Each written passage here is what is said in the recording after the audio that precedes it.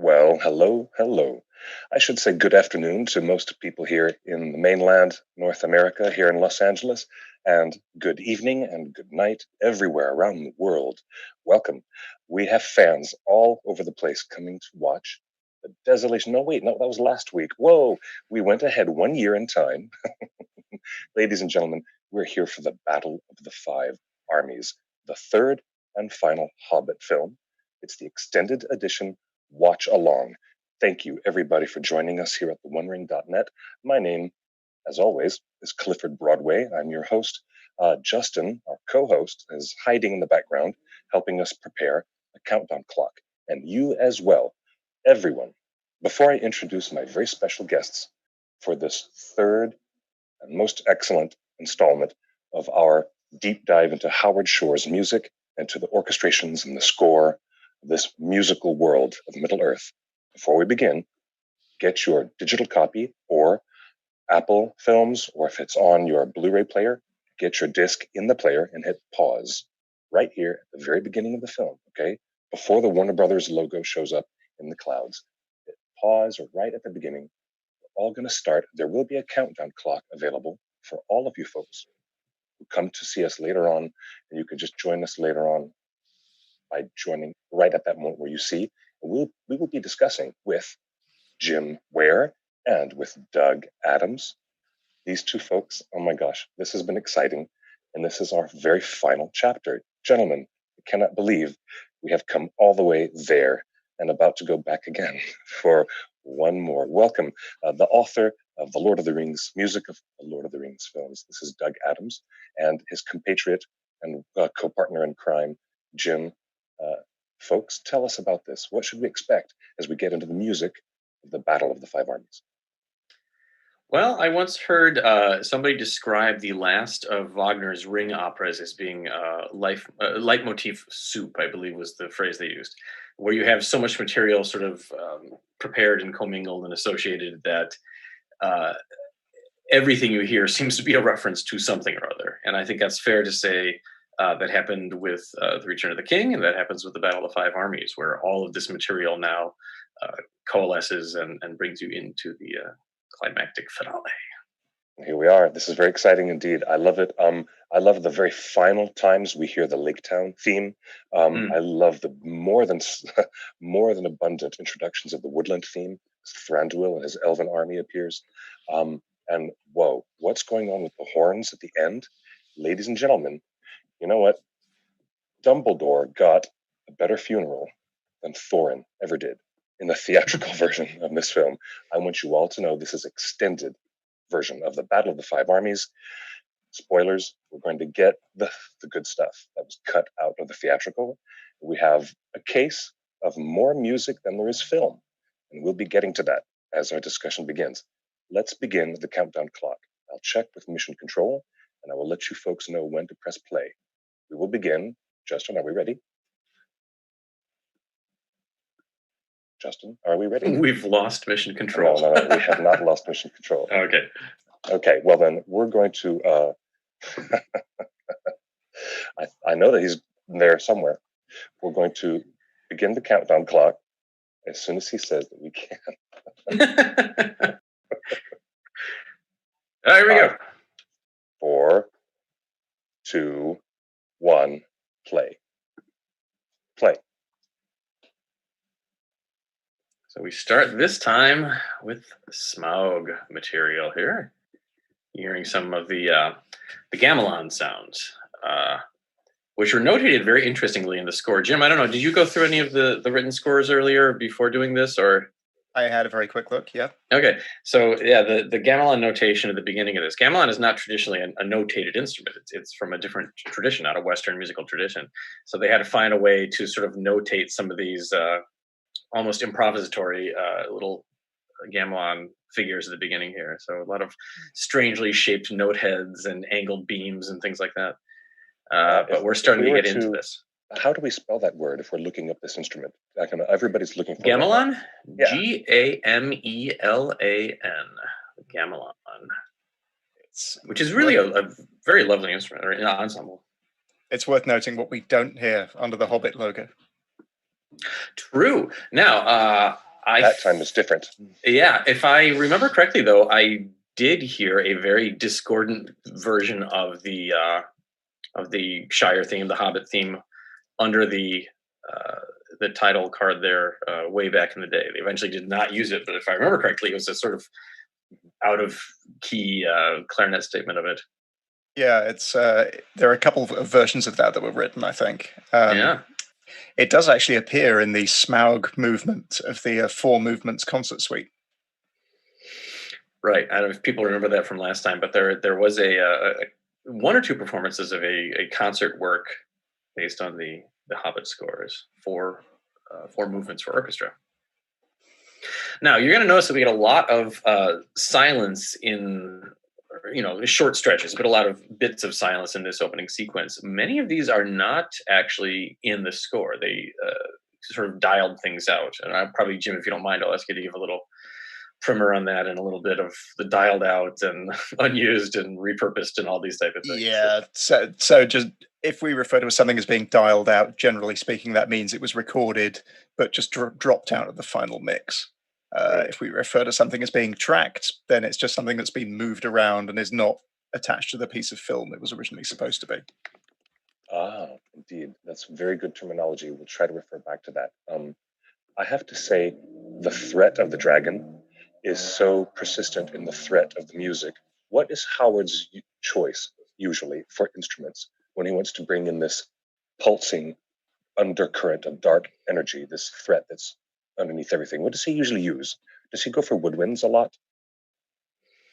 I think I don't know that he has a go-to approach to that necessarily in terms of always orchestrating the same, but he does have in this sequence a lot of repetitive 16th note patterns on strings, and some of the not necessarily lower woodwinds, but lower parts of their ranges. So clarinets and flutes in sort of lower ranges, and really just adding a little bit of color to the strings. And that range are not going to be louder or even as loud as the string players. But it adds a little different texture and color to it. Yeah, I mean, Smaug's sort of two most persistent motifs, those 16th notes that you mentioned, and the furnace chords, are bounced around all over the place. Really, they're never really just in one specific section of the orchestra. Right. Yeah, we've got a lot of those furnace chords that Jim is referring to. It's sort of an F major, F minor, F major, F minor, back and forth type of thing. We have the two battling Smaug themes, Smaug the Magnificent and Smaug the Terrible. You get a little bit of the politician's music in here, of course, to underscore some of these tense but still sort of comical moments, a little slapsticky. And yet still gruesome. Yeah, he seems to really be hurt here. Yeah, I laugh at the poor guy, but poor Stephen Fry. Even in V for Vendetta, he doesn't get a break. No, he's got a rough go of it. Well, we're watching poor Stephen be horribly injured here. Oh, we're getting into the bard material as well, which I do want to talk about shortly, because we start to get an interesting combination of bard's older material combined with some of the Girian material, and then there's an all-new bard theme that takes place in this scene as well. Sort of a bard the hero thing that they wrote as he comes into his own a little bit. But as I say, while we're watching these sequences, I already have a number of questions that people have sent in through Twitter, and I'll get those shortly. Yes. But people do have live questions tonight. Please feel free to DM me. I've got them open. You can do the hashtag Hobbit Score questions, or I think Justin, our producer, is monitoring the Facebook live feed as well. So yes, give us questions. This might be your last chance to ask us questions about the Hobbit. I know for Justin, it's also the very first time he has ever seen this particular extended version, Battle of the Five Armies. I would like to give a reminder to the audience that this is an R-rated version of The Hobbit. It is the one and only time ever that a gentle children's story from the 30s, in the hands of master filmmaker Peter Jackson, ends up being R-rated for some violence. But as we watch along, we have about 2 hours and 48 minutes of musical bliss to converse over. It gets a little violent in the battle sequences later in this one, but yeah, it is surprisingly messy. You got the sense that they figured it was the last one. That's why no half measures on this one. If they were going to kill somebody, it may as well let it be juicy. I will also say that this is the spectacular action sequence that we're seeing here that we wanted at the end of the second film from the previous year, really. But the destruction of Esgaroth is insane, and the way it's visually staged is really quite amazing, really. It's probably the longest sequence of action music in any of the films, continuous, I think. Lord of the Rings included? Quite possibly. Yeah. I mean, I it's dialed in and out in the film, so it's not continuous, but as written, it's about 14 and a half minutes of music. Right. Wow. We should comprises about is it 4 separate compositions that sort of one leads right into the other? Yeah. It's a lot of notes and a lot of pages. I had somebody asking me earlier today about actually they had a question about a specific passage. This was a question I'm looking, the gentleman's name is sent it to me, Daniel DSW. I had a question about some of the orchestration here, and as part of it I mentioned what cue something was in. Here's our bard music again. And I forgot to mention that the compositions were all given code names that coincided with the film code names. So everything in the first film was marked LR for Little Rivers. Everything in Smaug was marked MR for Middle Rivers. And this was, of course, we all predicted, Big Rivers. So for a long time while I was working on it, the code name for the book was River Music. Kept anyone from messing with the files because no one wanted to read about river music. It does make things quite confusing from a score management perspective because nothing has any title on it. It's just a number. Right. Generally speaking, 2 letters corresponds to a scene. Yeah. Considering editorially that the Battle of Helm's Deep and also the Battle of the Pelennor Fields are pieces of music that are largely truncated by cutting away to other significant scenes in the narrative. While here, this scene here in the destruction of Lake Town is not quite edited the same way at all. Yeah, quite right. I wonder if this had been a scene at the end of the second movie, I bet they would have cut away from it a little bit more often just to help build the tension. You would have maybe gone off to see Gandalf's adventures or something like that. But having it here at the beginning of the film, they kind of want to keep you in this world consistently. So once again, bard music. And we even get a little bit of his that accompaniment that you hear when you first see him on the river, the strummed accompaniment, that da da da da da da da da da da. I'm not sure if that made the film mix or not, but it is in the score. And that was the theme that Howard kind of envisioned as Bard the rock star. That would have been him strumming on the guitar at his kind of rock star posture. Wow. Yeah, add a little machismo to Bard. I love that. Yeah. This is just a scene of. I think that Peter always knew that Peter was saying that the opening prologues of all of his films are famously epic, and I think he wanted to outdo himself for this last one because we're still in the movie before the title card of Battle of the Five Armies. So this is all considered like the stuff of the epic opening of the Two Towers, which is way more brief than this. Yeah, I remember that was a big question of would there be a prologue to the third movie, since that is sort of a tradition of these things. And the answer is kind of, but it's an entire action sequence. Yes, exactly. It is unique. We're getting into a theme that's associated with Bard's family. And that's a theme that was written for the second score and didn't show up too much in the second score, but shows up quite a bit in this score. And there's a text in here as well about the Black Arrow, another wonderful Philippa Boyens text translated into Sindarin by David Sallow. I won't. It's a very short text, so I won't give the whole thing away, so I don't run afoul of any copyright laws. But the last bit of it is this arrow, the last arrow, must find its mark, and I think it's about to. Oh, indeed. There's another text that's used for some of the more despondent moments. That is the destruction of Lake Town. Mm. Now, here is something quite unique in the Middle Earth scores. We're about to see Smaug's demise. Another bit of the dragon text for the chorus. There's a text that we first heard in Smaug called the Dragon. But Smaug's themes are not going to die with him.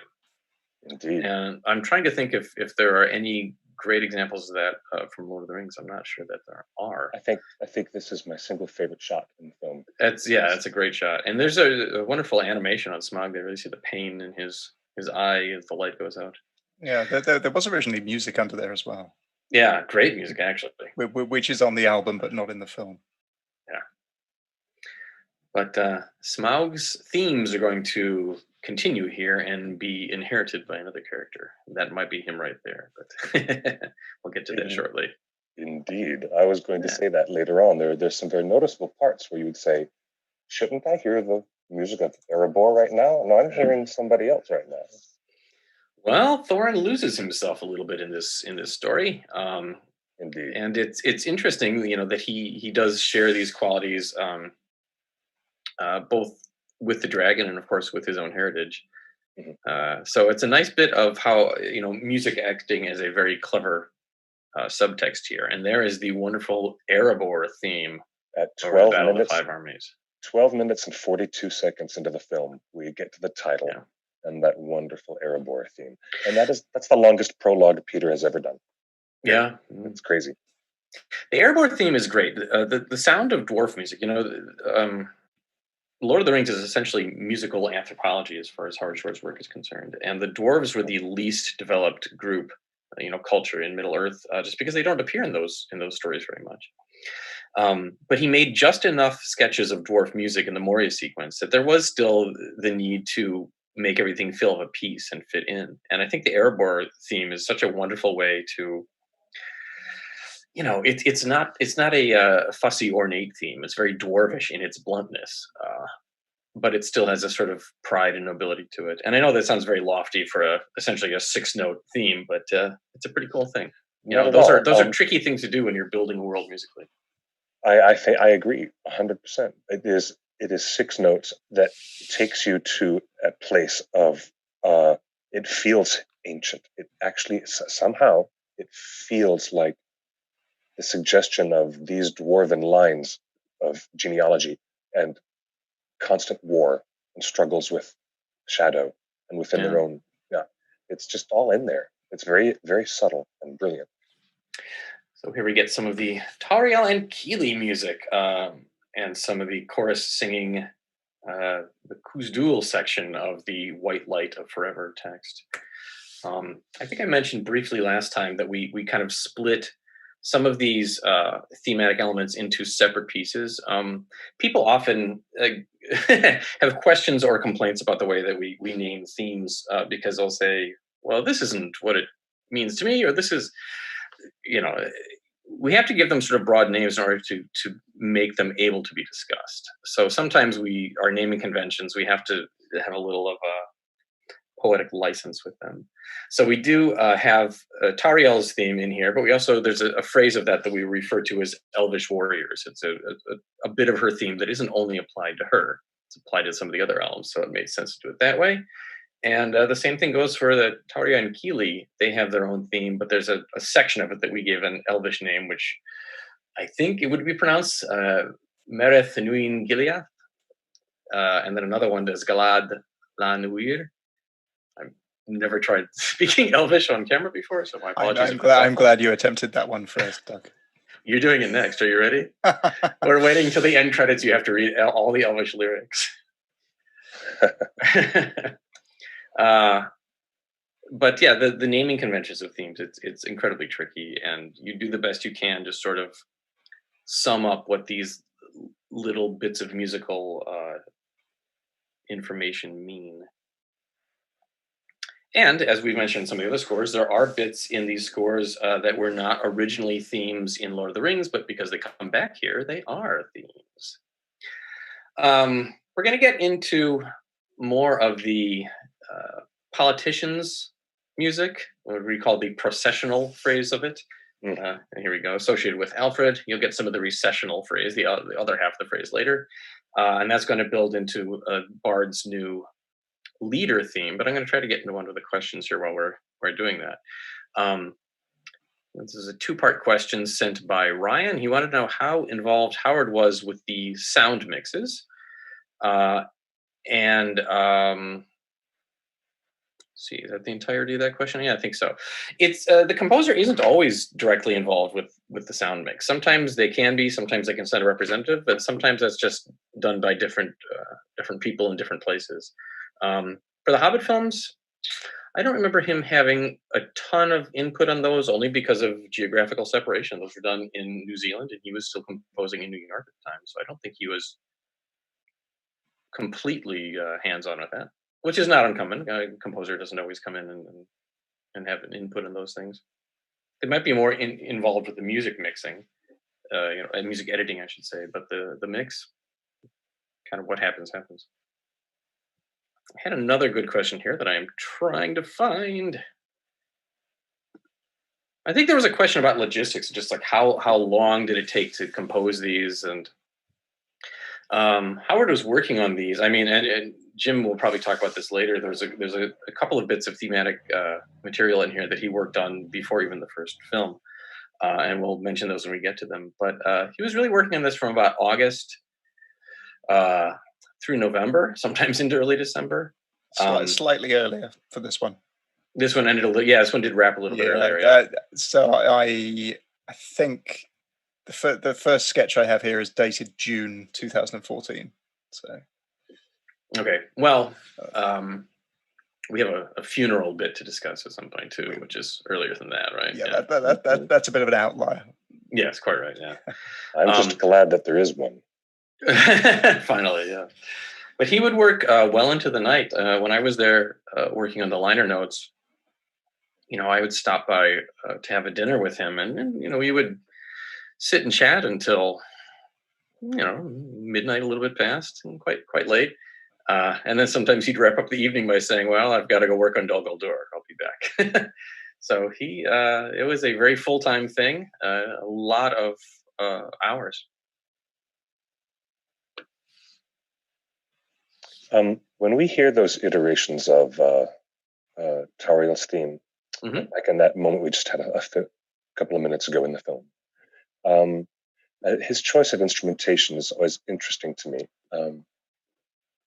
It's always a clarinet or something close to that sound.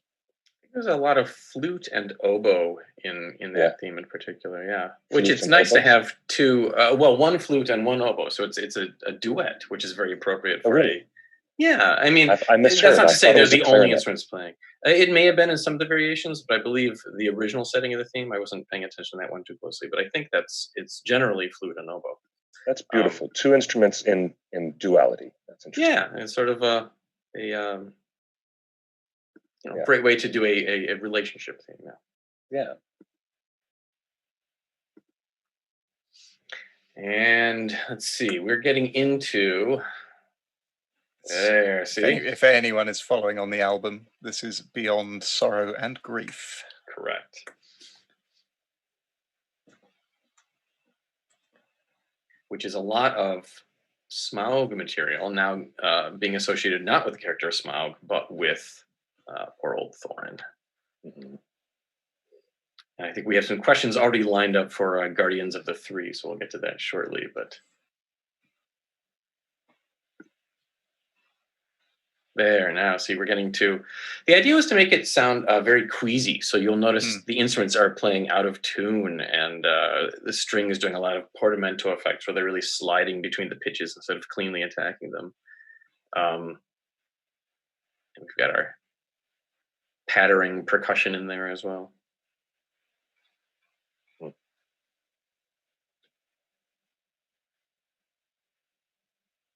I think in some instances there's a few things that are done in the mixing as well. There's some very odd reverb and true. Other changes. That's kind of like the reflection of the music being in a chamber underground. This, this underground kind of reverb kind of thing. That was very unique to the Hobbit scores. They didn't. Howard used to brag nothing was plugged in on the Lord of the Rings scores, but they did use a little bit of electronic enhancement in some of these Hobbit moments. Really? Yeah, unique. Just a little bit.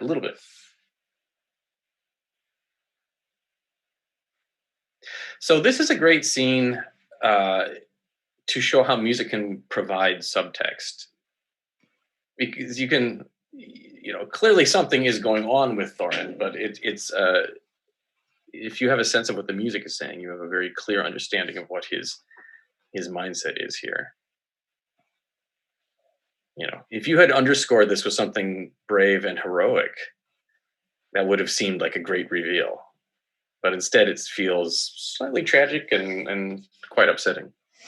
And there's no real hint of Thorin's material in there at all. It's all Smaug.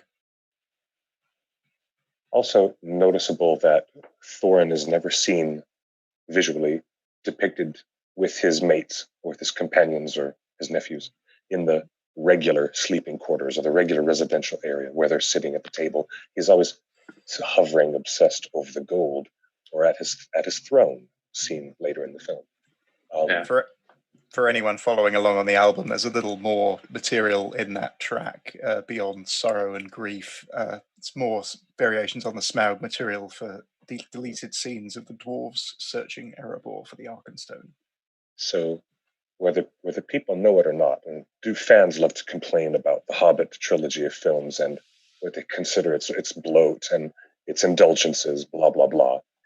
But I have to admit, I find it fascinating to see Howard and Peter working together, filmmaker and composer, trying to visually and musically isolate Thorin from the people that he most cares about. And all this stuff is very thoughtful and going on right in front of us. Say what you will. If I remember correctly, that was a very early idea. I may have even been asked not to mention the musical concept of dragon sickness when we were working on Desolation of Smaug, because I think it was all, musically developed and conceived and all that. There's a little bit of the Arkenstone music, and the chorus is singing a gem like no other. But I was asked not to mention it. There were a couple things that I was asked not to get into because they were really. It was like the secret microfiche of the Hobbit score was to not talk about dragon sickness. They didn't want dragon sickness. They didn't want me to get too big into the Bard and Girion. I don't know if you call it relationship or just that kind of connection. Just certain things that you try to get a specific focus when you're putting out a big film like this, and I think they had certain things they wanted to discuss later. So I think we are now in the composition that is titled Dragon Sickness, which I think is a bonus track on the deluxe album. If anyone can't find it, but I'm sure you all have the deluxe album anyway. It's got the best liner notes. It certainly does. They're great. Are the liner notes in the other one? We did them for both, right? I think I did two versions. I think I had to snip a few things out or something, and different word count, maybe. I think they may be a page or two shorter. Okay. They are wonderful. I will no shame in saying that as released by Water Tower Music, they were excellent additions, and you could point your app at the pages with your beautiful liner notes, and some of the music would actually animate and come to life on your phone and have a little video bit of a talk with Howard. It was cool stuff. Does that still work? Can you still scan them to this day? Do I still have the app on my phone? I don't know. Well, someone can send us tell me on Twitter. Does that app still work? Hashtag Hobbit score questions for all the audience who's following along. Hashtag Hobbit score questions. Now, here we are, father and son, a different conversation between Azog and Bolg.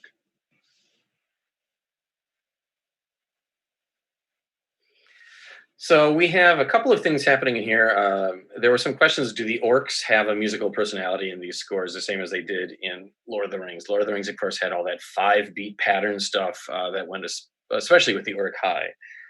Yes, we very recognizable. Yes, yeah. We do have some descending thirds happening here. We have something that we call the Gundabad barb, which is a short little figure that fits in there. And there is a 5-note Gundabad pattern as well that gives him a little bit of personality. So we do have some stuff that is cool.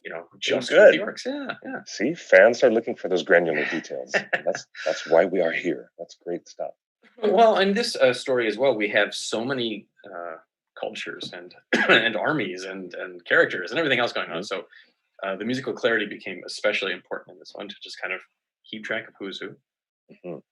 I was watching this film a few days ago with Jorge, and I said, take a look at this. I unfolded a large fold-out map of Middle-earth, and I said, can you see how far away Gundabad really is from where they are now?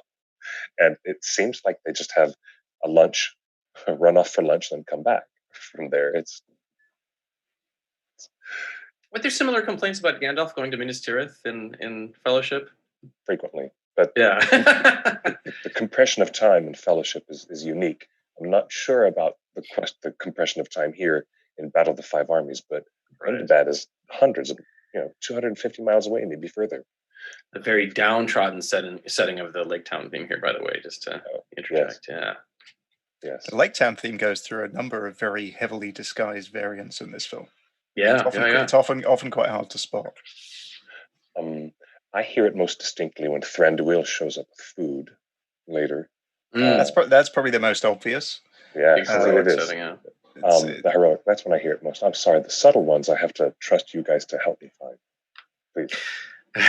Well, we are getting into a number of subtle themes here because this is the Guardians of the Three, and this thing is full of very unique settings and variations of some of the entire series' most famous themes, and I'm including Lord of the Rings in that. Oh, yes. Side note of trivia: I believe this character design was the original Balg design. That is correct. That's correct. Yeah, and it's the original Balg.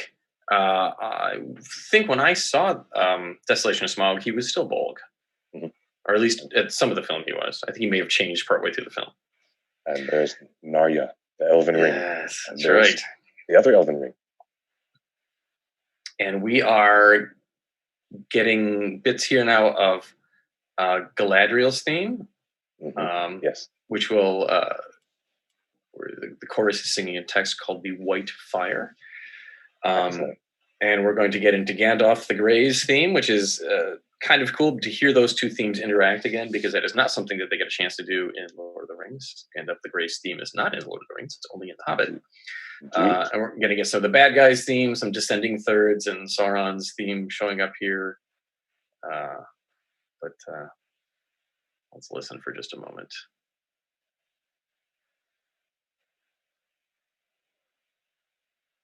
Jim, is some of this dialed out? It is. There's a chunk that's tracked from the second film as well. But I think this sequence went through a number of permutations. It did, yes.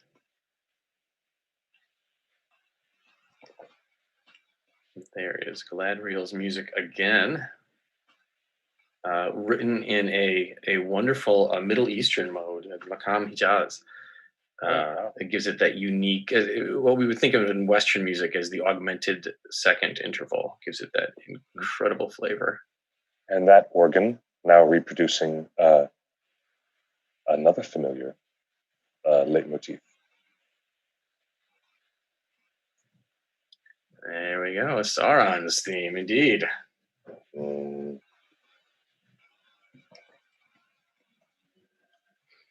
That is the theme that is usually associated with the Rieta in The Lord of the Rings. Wonderful double reed instrument. It's incredibly loud. I remember when we were in Lucerne and they had that guy demonstrating it. We were sitting next to it. Yeah, a Rieta is meant to be listened to at a distance. It's a beautiful sound, but it is quite pronounced. Now, here we finally go, and I think I'm going to answer a question for Emily. I believe this is finally the big, heroic, semi-martial setting of the Rivendell theme, the Rivendell arpeggios.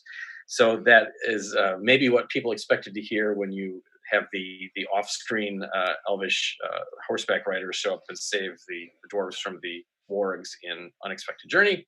But here we're finally getting it associated with Elrond's arrival. So yeah, that is a very unique setting in that one.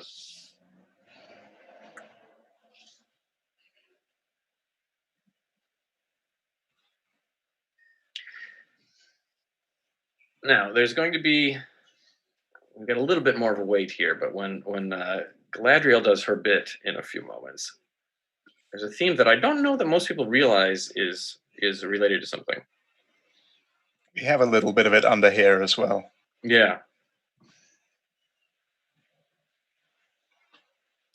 So the theme that we're referring to, there's a very simple sort of arpeggiated line of mounting brass chords that you hear at the end of the Mirror of Galadriel sequence in Fellowship of the Ring.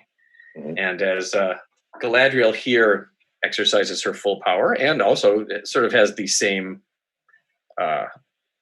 same special effect used, showing her otherworldly appearance. You're going to get a little bit of that theme. So that became a Galadriel's power theme. Another example of something that wasn't really thematic in Lord of the Rings, but is because of its recurrence here. And here are rabbits. Here are rabbits, and and here is the entirety of the White Council, all of them, all together. Yes, including Radagast, who was not really invited usually or went to those meetings. But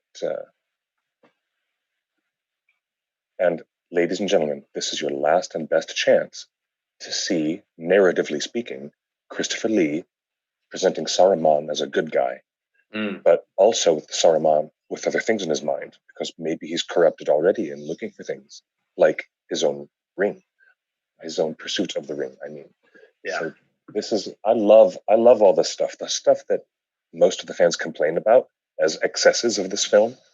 These are the things that I love, especially this stuff in Dol Guldur. Although I must admit, I'm less interested in the video game quality of them fighting with these Nazgul spirits. I'm much more interested in the destiny of these characters and how the music and the direction is trying to thread this stuff into the Lord of the Rings trilogy. Yeah, I'm still curious why the Nazgul can't get back up the hill, but that's okay.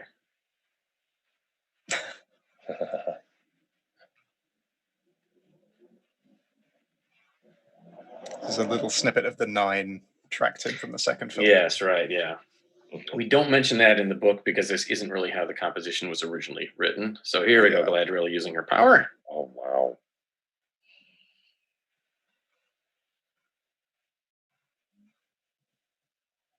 That shot, wow, that shot of all those characters. And there's a headless statue holding a palantir on the far right side. If anybody saw that, it's in that shot.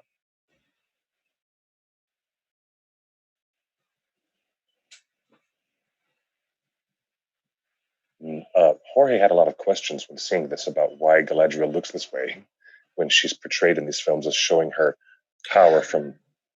She draws her power from water, doesn't she? Yes. I thought there was some connection to that, yeah. But also I believe that the elves are shown with a metaphysical visual difference, like when Arwen glows with light or Tauriel does.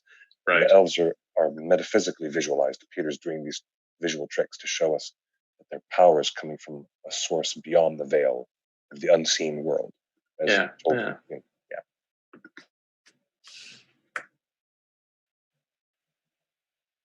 There's a partial snippet of the Lament for Gandalf text that was written for Gandalf the Grey's fall, or at least the remembrance of that in Fellowship of the Ring. So if you watch these all in order, this would seem like a little premonition of the full text coming later.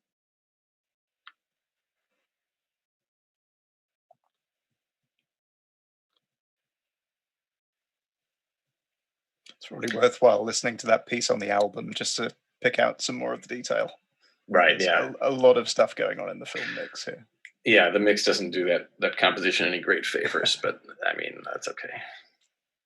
Leave Sauron to me. Yeah, what a great way to leave that character that ambivalent little look he gives there.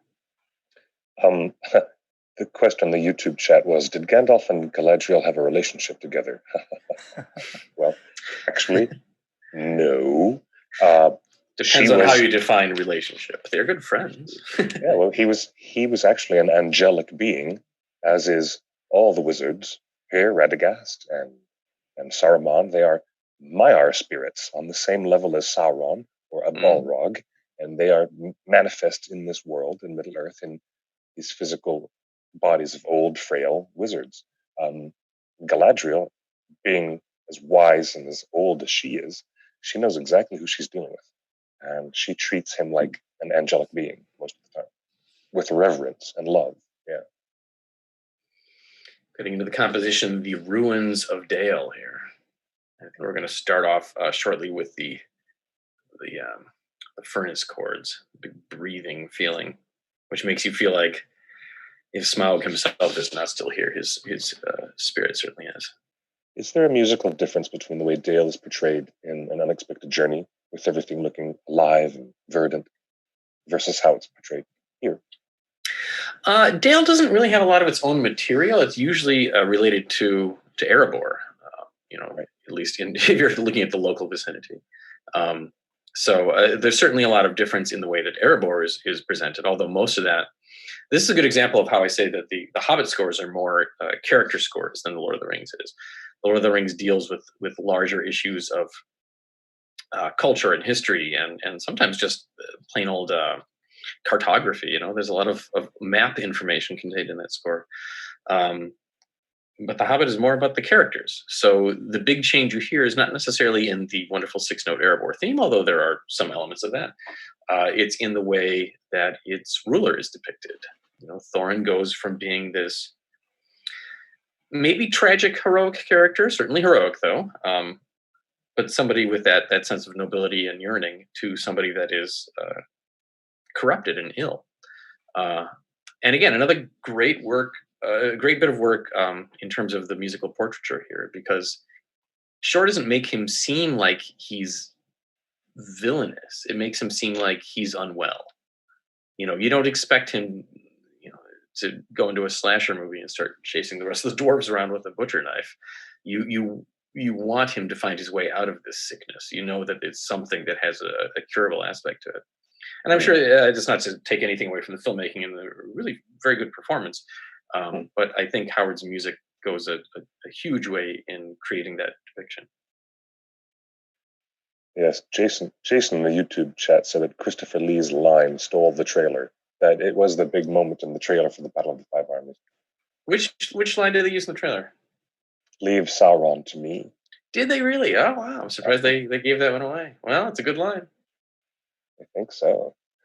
Now, this moment with the acorn and the music that we hear associated with this acorn, tell me about this. I may be a couple of seconds ahead of you on the shot. Yeah, I think we're a little ahead, but I think we're right now getting more accusatory stuff.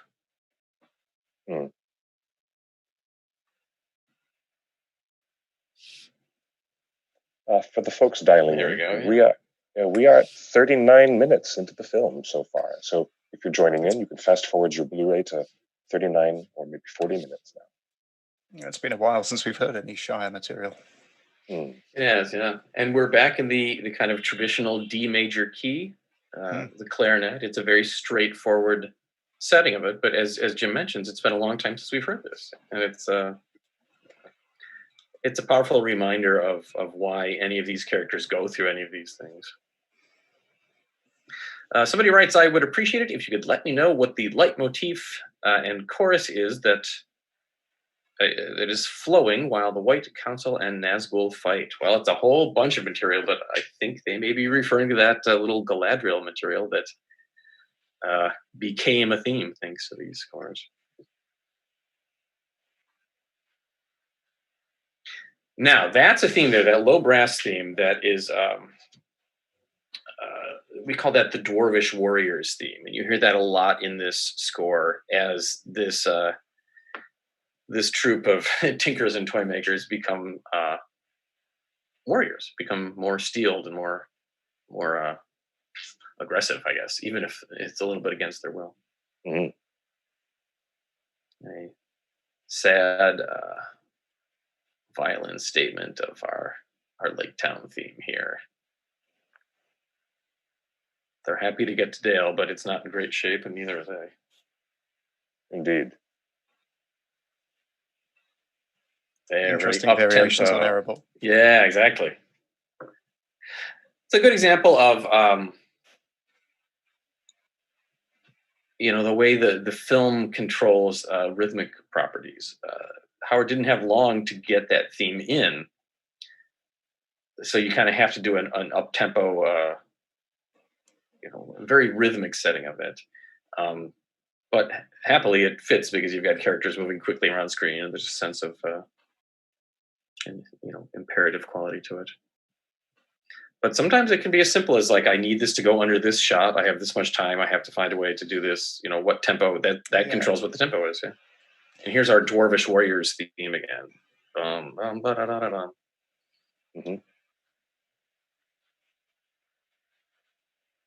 Reminds me a little bit of the old Munsters TV theme. Did you realize that Frank Marshall's father wrote that? The producer? No. Yeah. He wrote the Munsters theme. He was a composer. It's my completely pointless trivia for the night. It's rather fun and random. That's good. Yeah, it is random. That's for sure. I love that.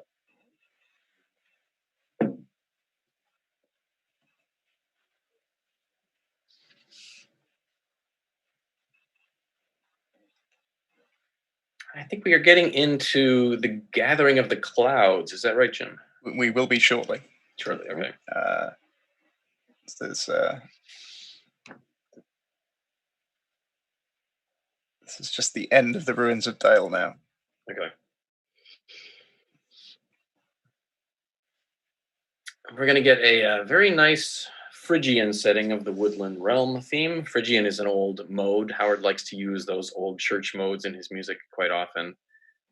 If you're a music theory person or a musician by trade, you'll know what I mean. Otherwise, just understand that it's taking what we think of as our normal, happy major or darker minor sounding scales and bending a couple of pitches down an extra half step.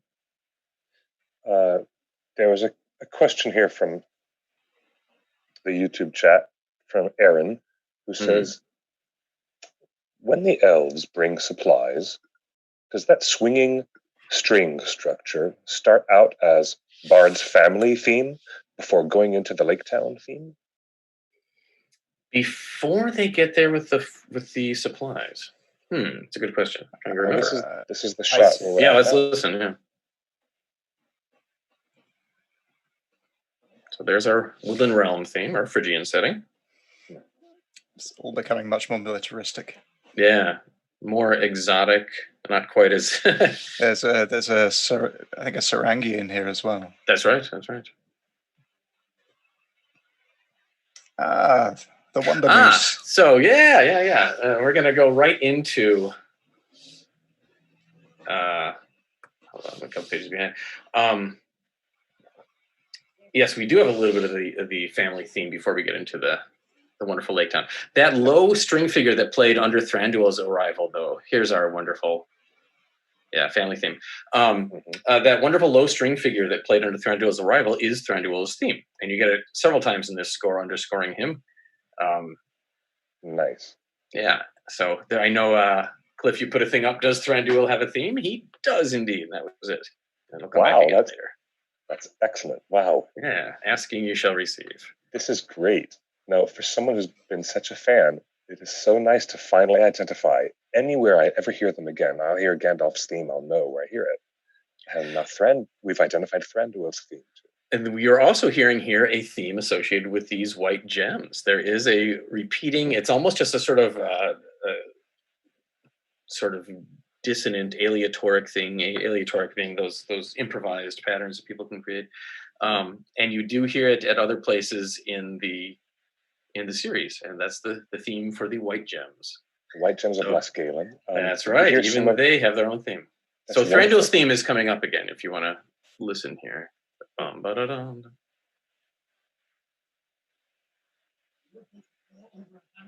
I may have blabbed over it. Apologies. We will hear it again. We will. There you go. Yeah.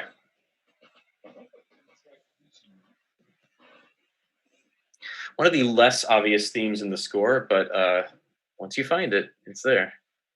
So cool. And it's not unlike the Rivendell arpeggios. Certainly it's not the same material, but you can see that, again, it ties into Shore's depiction of the elves, that culture, even if they are separate casts of elves. That was a great question, Aaron. Right on. Thank you, Aaron. Compliments to the YouTube family who's joining us, as well as Facebook. We are broadcasting on multiple platforms here at theonering.net, and we're grateful for all of you to join us. What is the name of this chapter in the score that we are, folks? The chapter of the film or the title of the composition? Or the title of the composition. That we're here. I think we are around the gathering clouds and about to get into Mithril. I think we're still in the gathering of the clouds. We are, yeah. There will be something the clouds will gather a bit longer. Yeah, there's something quite obvious at the beginning of Mithril, which we will get to when we get there. Yes. While we're mentioning our wonderful multiple platforms, if anyone has questions on Twitter, that's the one that I'm looking at. So you can DM me. I'm at Doug Adams Music, or use the hashtag Hobbit score questions, which I actually haven't checked the hashtag for a few minutes, so I suppose I should check. That raven is going off to the Iron Hills to go fetch Billy Connolly, in case you didn't know. As one does, yeah. Yes. And my compliments to the late, great Andrew Lesney and Peter for giving us one of my very favorite visual compositions of a conversation between these two characters. It is brilliant editing if you're not paying attention. It's great stuff. It's great. It's a good question. Although I think you may be. The question says there's a new Bard the Hero theme in this film, and that theme has some similarities to one of Bilbo's little used themes that appears in the score in the track "A Very Respectable Hobbit." Is there any intentional connection between the two? I think that's not actually the Bard the Hero theme. That is the Bard's family theme, and I think there's only a similarity insofar as comforts of home, I suppose you would say. Both Bard and Bilbo are battling to sort of restore their homelands or return to their homelands in a certain sense. So I think that's maybe the only connection you could directly refer to.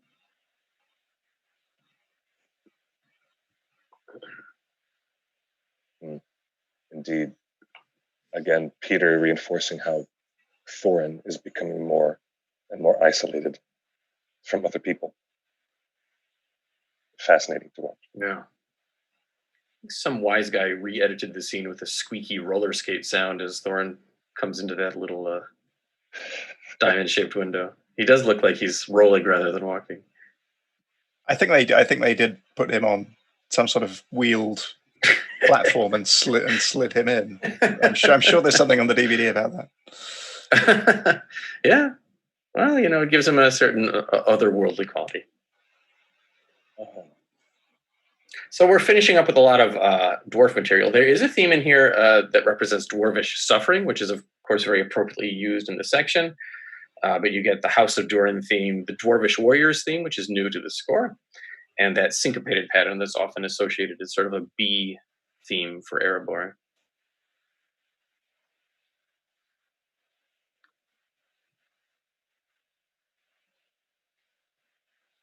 At the outset, I referred to this one as being a little bit like leitmotif soup. And I think that's very true, but I think more than any of the other scores, if you look at the last film, the last story in The Lord of the Rings, there were still new places largely being introduced, and new characters, and new loyalties. This score is largely dealing with characters and places that have been set up by the other films. So it's very much a score of developing material rather than introducing or debuting material. And that's why this one really has that leitmotif soup quality to it. it's constantly developing material and reimagining it. And that's part of what gives this score its own unique property. There are new bits of material and new themes and new developments introduced here, but it's a lot of taking bits and pieces in unique directions.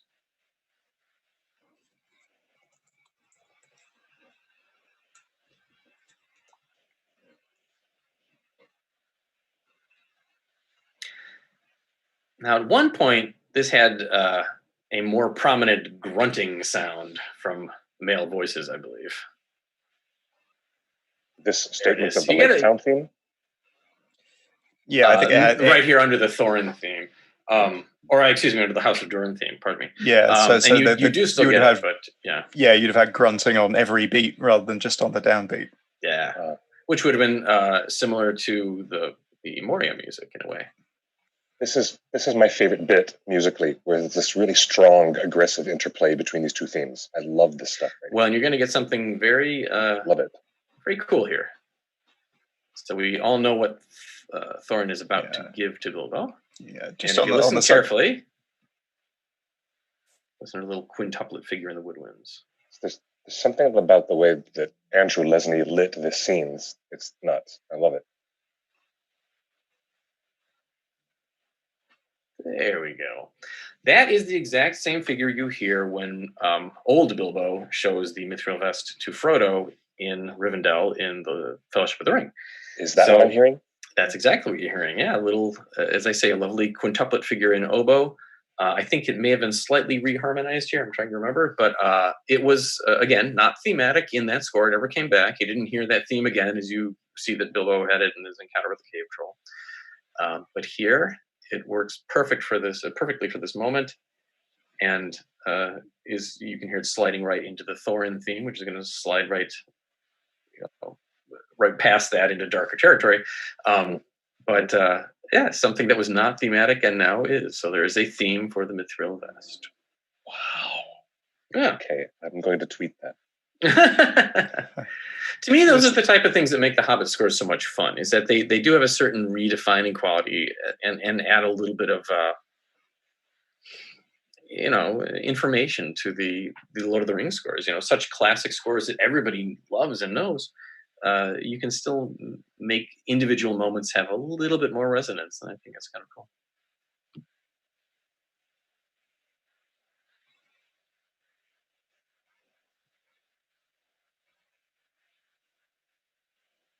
So I think I'm trying to remember. Jim, do you recall? Is this dialed out again, or is this all this low furnace chord stuff in here? I think some of it's dialed out. Okay. I think it goes through the sort of aleatoric section, and then it's just out for a few. Okay, yeah. I think it comes back piano and low strings, and that should go into the furnace chords and Smaug the Terrible and Dragon Sickness and all that. Yeah, and then we're back in it. Yep. Yeah. Great. That's great.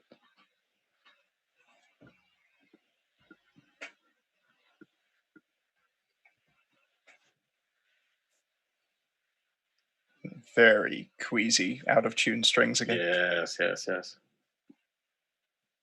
Mm. Some very odd mixing is here as well that gives it a distinctly unpleasant atmosphere.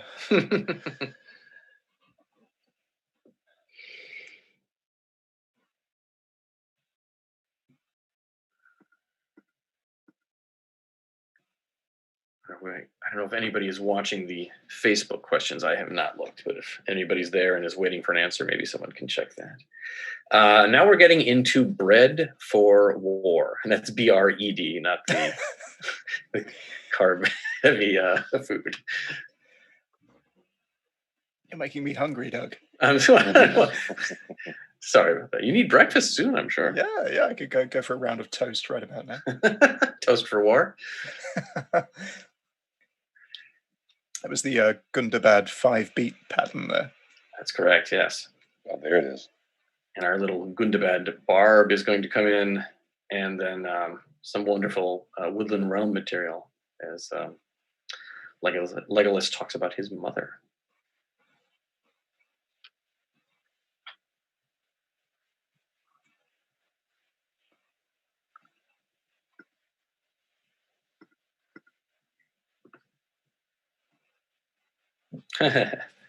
Our friend from South Africa is back with us, I believe.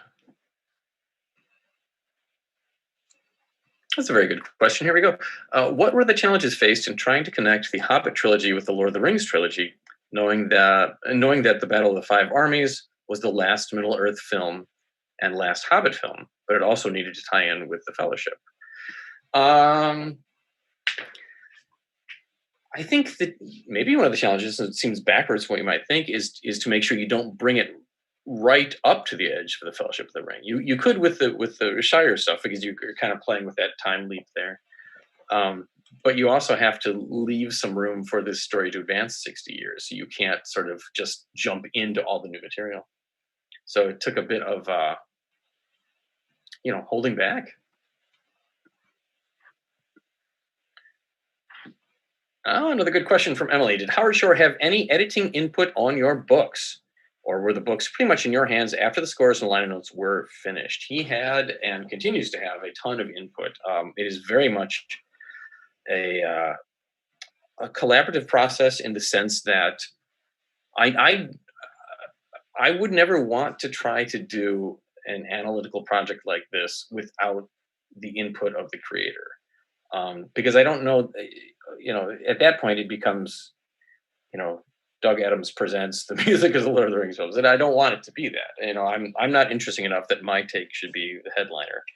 I want to make sure that what I'm doing is properly representing Howard's intentions and ideas and all of that. I often referred to, my training is not in writing. My training is in music. I'm a musician. That's how I make my living to this day. Although nobody is right now, I'm sad to say, but point being. So I used to say that, Howard turned these scores over to the orchestras and allowed these wonderful musicians to give their performances of these things, and that involves their interpretive powers. And I tried to do this or treat this as my interpretation as well. It went from the written word to a cinematic interpretation, to a musical interpretation, back to a written interpretation. And I wanted to make that feel like there was some logic in that sort of circular route. So long answer short, yes, Howard has been enormously involved in all these things, making sure that things are right. That I'm saying what he intended and that I don't go off on some bizarre tangent.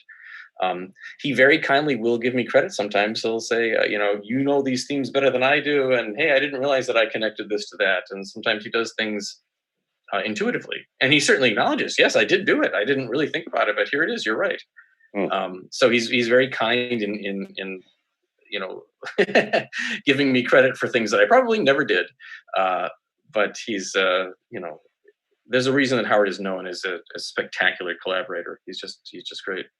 And now we are way here, hundreds of miles away. We're at Gundabad. We're at Mount Gundabad. You still have that 5-beat pattern hammering away under this.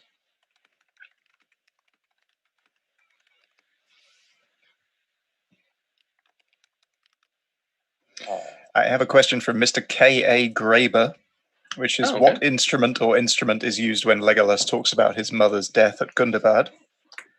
I don't think it's anything unusual, is it? No, the orchestration there is quite simple. It's flute, strings, and clarinet with choir. I believe it's there's some bassoon in there as well. Second violins. Am I right in that? Yeah. Composers will often put things in the second violins when they want this sounds terrible. I hope nobody out there is a second violin player, but it's a slightly more subdued performance. It tends to be. Just because those players are not usually in the spotlight the way that the first violins are, and give that sort of big, flowing performance. Tchaikovsky used to use that trick in certain things, that you pass a melody into the second violins and it gets a little bit more subdued sounding. It's a wonderful trick of orchestration. We have not discussed the theme that they're playing in the second violins at that point. During the discussion of his mother? Yep. Should we? I don't know. Should we? Or should we save that for the book? No, go ahead. Go ahead.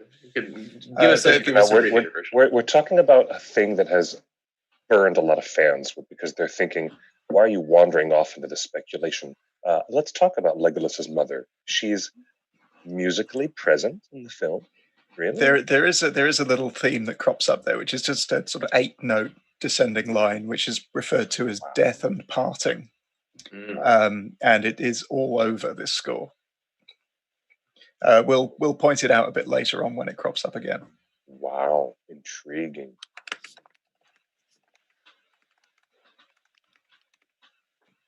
Wow, I'm learning a lot tonight, gentlemen. Thank you for being here, both of you. And this is fantastic. Yeah.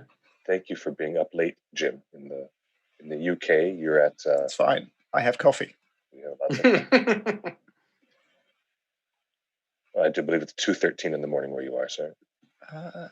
Yes, you are correct. I like that you had to check, though. Well, I want to welcome the audience who is just joining us. A little bit of housekeeping. We are at 1 hour and 2 minutes into the film, the extended edition of the Battle of the Five Armies, and I am accompanied by Clifford Broadway. I'm accompanied by Jim Ware over there and over there, right there. It's like the Brady Bunch. I'm pointing to other actors in other boxes to me, and there's Doug Adams, the author and collaborator. These two gentlemen collaborating and working on the music of The Hobbit, and we are taking a dive into this wonderful music by Howard Shore. And here is probably the best part in the story, and this is where the effort Peter Jackson and Philippa Boyens, Fran Walsh make. This is where their script most closely sticks to the original book by J.R.R. Tolkien, A Thief in the Night. There was a theme as you saw Bilbo sneaking out of Arabor 2, which we refer to as Bilbo's assertive theme. Yes. And it shows a little character development in the Bilbo character. He used to have a fussy thing. Now he's an assertive thing. Oh, nice. And we will get, he's developing. But you will get a very prominent use of that at the very tail end of the score. So hold that one in the back of your minds as we get into hour 3 of this thing.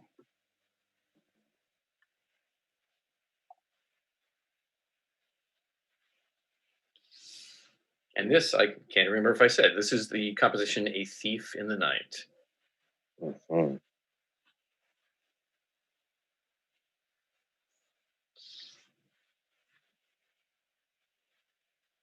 There was a nice little moment there where Bilbo, I almost said Bilbo exposed himself. That's probably not what I meant to say, as Bilbo arrived on the scene. But you got the harmonies of the Shire theme, G major, D major, A major, without the theme. And here we have the Arkenstone, of course, again singing a gem like no other.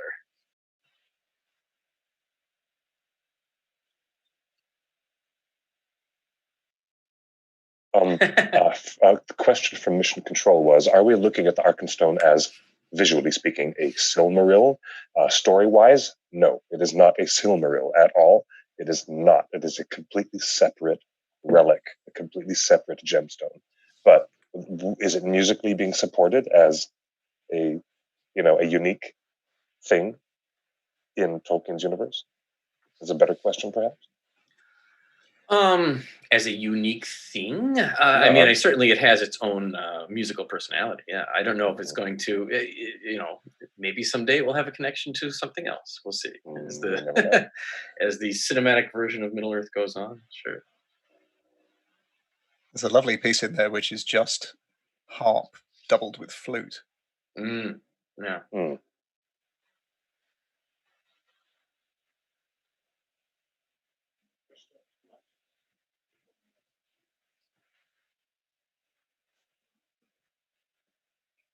There was a text in here before Bilbo snuck out of Arabor titled Befallen. Sindarin text. Talk about that next time. That will crop up again. Yes.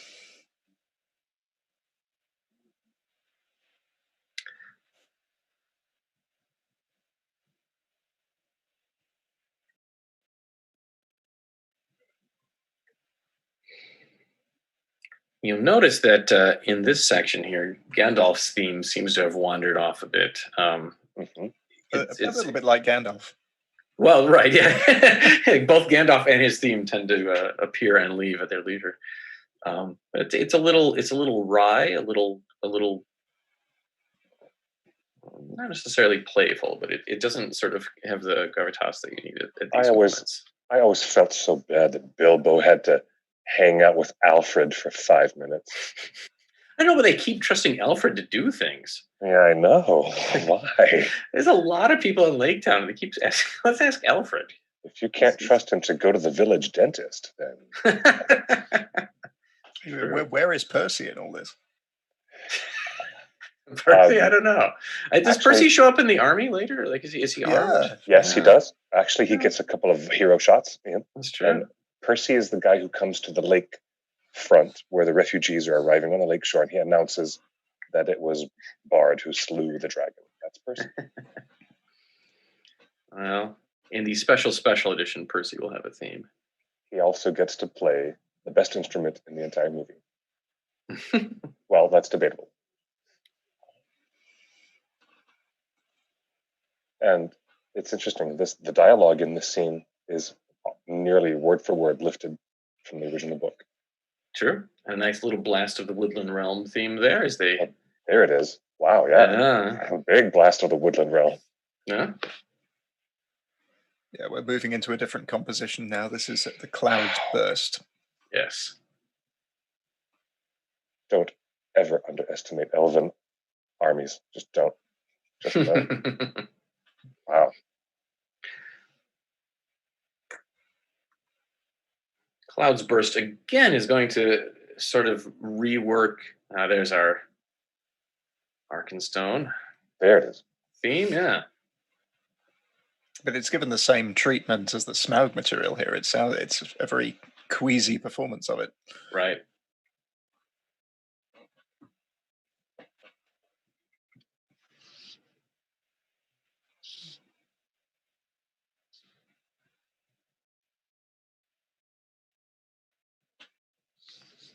This is a good example of these themes being reworked and re-examined. And a lot of this composition is directed towards Thorin, which is fair because this conversation wouldn't be occurring were he not in his mindset.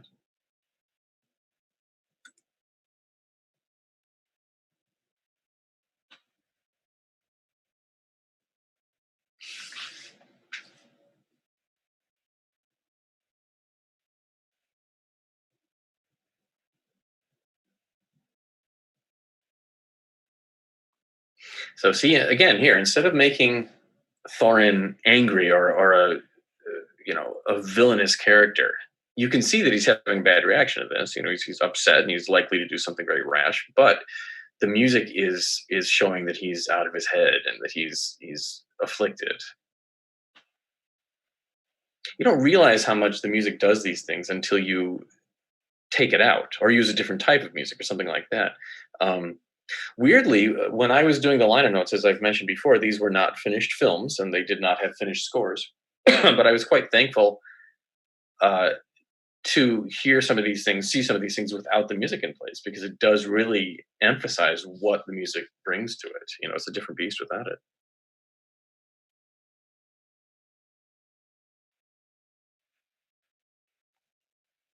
More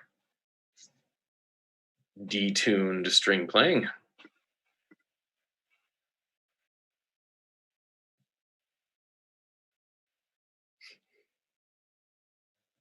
I'm completely fascinated by what the music is doing here in this scene. Completely. Yeah, you notice how it shapes everything, doesn't it? It totally controls the mood of this Absolutely. This moment. Yeah. It's mesmerizing.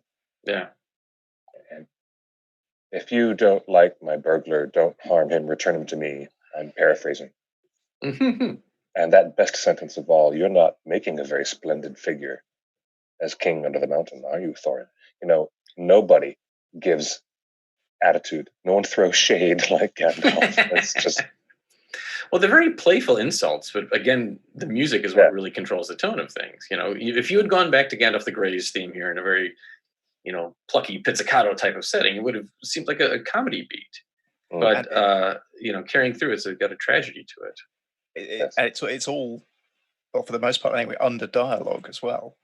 Yes, again, it's very hard way of writing still music. Doing a lot of the heavy lifting. Yeah. Yes. And it is sad. It is sad to see the friendship and the trust broken between these two, who had loved and trusted one another. Such a different thing than that hug that he got at the end of an unexpected journey. It's very sad.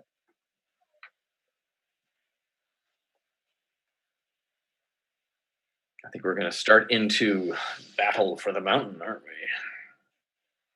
Shortly.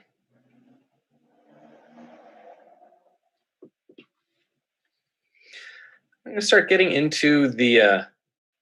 There's some very upsetting Thorin material. There's one line to listen out for here in the trumpets. That's our death and parting figure in the trumpets right there. Yeah, it is. Yeah.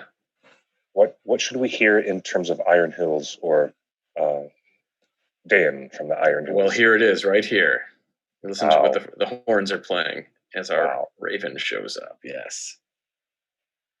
Dain, Ironfoot, and then we've got sort of we've referred to it as really went with the Scottish implications here and referred to it as a tattoo pattern.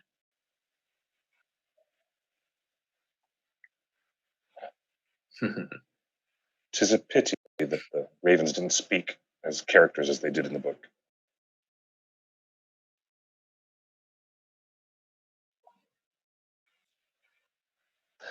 No, I would never have thought it would have taken us 7 hours and 12 minutes to actually get to the battle of 5 armies, and here we are, folks.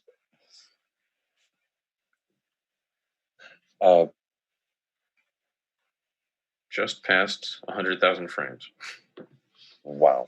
If anybody's following the frames of the film at home. Well, I have to admit, complain as anyone would about separating the 2 films into 3 films when they lost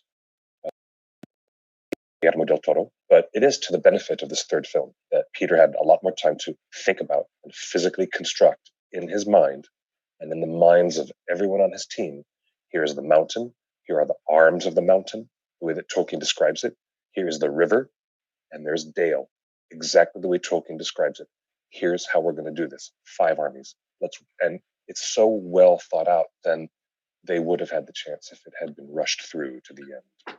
Yeah, but that pig's agent held out for a lot more money when they found out. Right.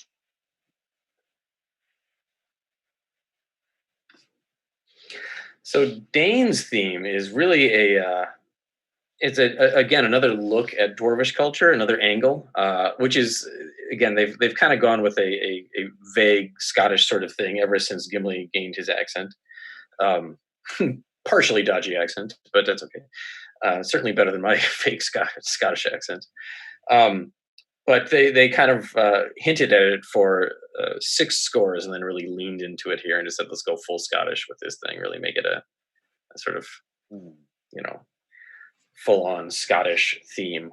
I don't think the bagpipes made it to the final mix. No, they didn't. Remind me, Jim, where's the scene where the score... the didgeridoos theme where somebody clearly got irritated orchestrating and wrote it for like 28 didgeridoos or something. When did they write in the score? I don't remember. I think it's in Bread for War. Let me have a look. I think it's I think it's literally just a note saying 20 didgeridoos. Yes, for no particular reason. Yeah, you could tell that they were just getting a little punch drunk by the end of this process. So there was a cue where I think it's in Maestro Shore's handwriting where he just wrote 20 didgeridoos.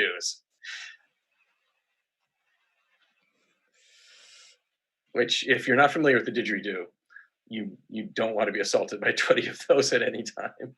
It's a cool instrument, but that's a lot of didgeridoos.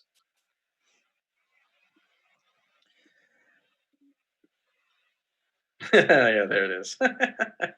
20 didgeridoos marked quadruple forte.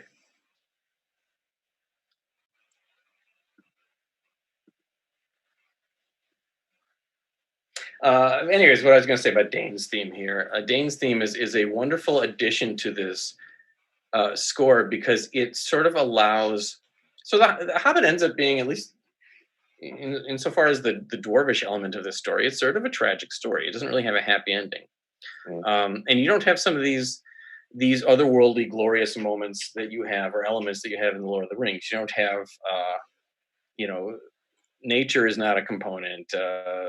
You don't have, the arrival of unseen help in the same way, and things like that.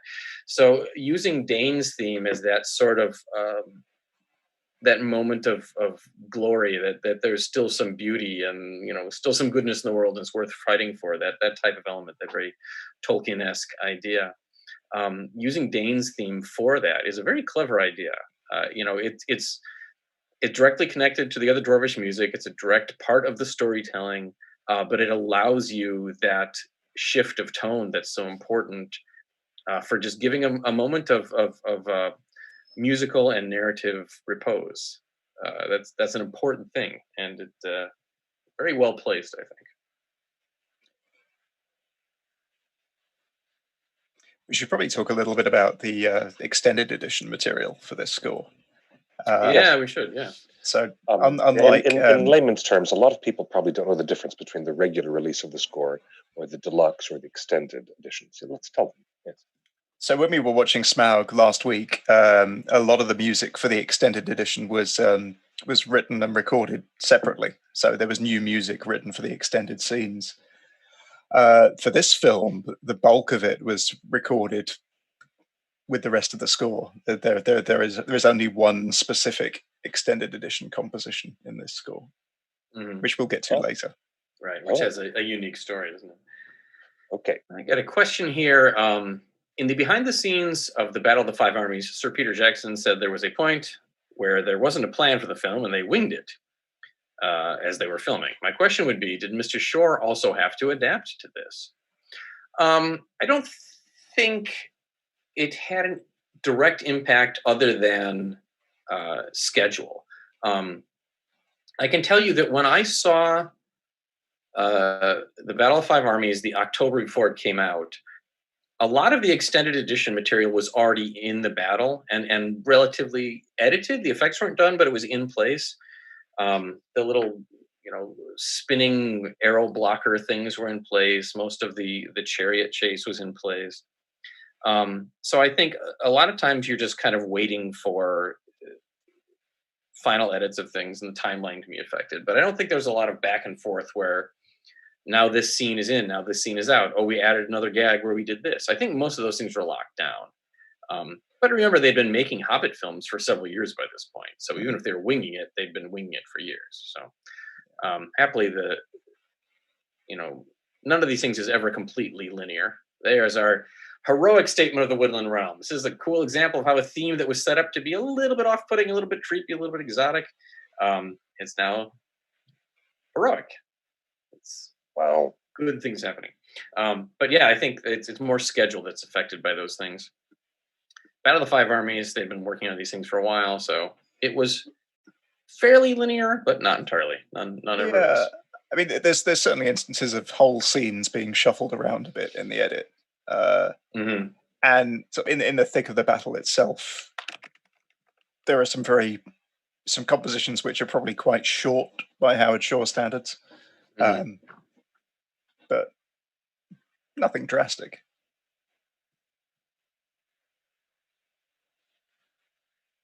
What kind of instrument do they use for that orc horn, that Azog horn, up on Raven Hill? I don't know. Those are usually done by the sound effects department. That isn't something that would be done in general by the score. There are a couple examples that would be different. You get that a tam-tam, what we traditionally think of as a gong, but it's really a tam-tam, that roars when you first see the palace, Theoden's palace, which Peter Jackson himself played. So they recorded that at the orchestra sessions, but it was considered a sound effect. It's not a part of the score. So when you buy the album, it's not on there. When you go to the live performances, it's not on there. It was included as a sound effect. So occasionally they do use, some of the real instruments for that, but it tends to be a different process, different department. As an aside, we do have all the takes of Peter Jackson's gong session. That's true. That's true. We have numerous takes of Peter Jackson learning how to play a tam-tam. not as simple as it looks. People shouldn't make fun of us percussionists. It's quite hard. We have a fan who's ready to actually throw down the gauntlet. Are you guys ready for a more critical viewpoint of the score? Sure. So, in the YouTube chat, Drew Collier has asked, so the elephant in the room is the odd mixing on this score. Why does it sound so dry and compressed, like a Dan Wallen mix, while the other 5 are wet and spacious mixes? Wow, there you go, throwing down the gauntlet there. Well, I can say, and Jim, I'll maybe ask you if you want to comment on this as well. But in terms of the end that I was associated with, that wasn't where we were. At a certain point, what's happening in New Zealand, although completely overseen by Howard and his team, they have their own approaches for things, and they may have just thought that was more appropriate. I don't think there was a conscious effort to shift any sort of an aesthetic. Certainly nothing in the notes that I ever saw. But it just seemed like this one came out with a slightly different sound.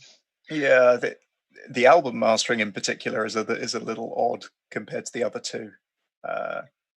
It's entirely possible that in the film itself they went for a slightly drier mix just for ease of editing.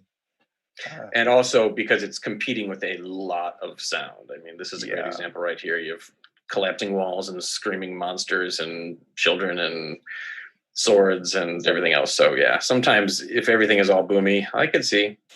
This is a good example of that bard family theme here. There it is, yes. Very appropriately used as he's looking for his family. Yes. You see? Bard may have ended up as the character with the most themes in this series. Yeah, the Bard family theme, and then the connection to Girion, Lord of Dale, and then the bowman who was against it's Bard the Heroic. Yeah. Is that what it's called? Yes. Yeah, right. Yeah. Yes. And of course the Girion material and his secondary themes like that rowing bit and all that. So somehow he became very musically oriented.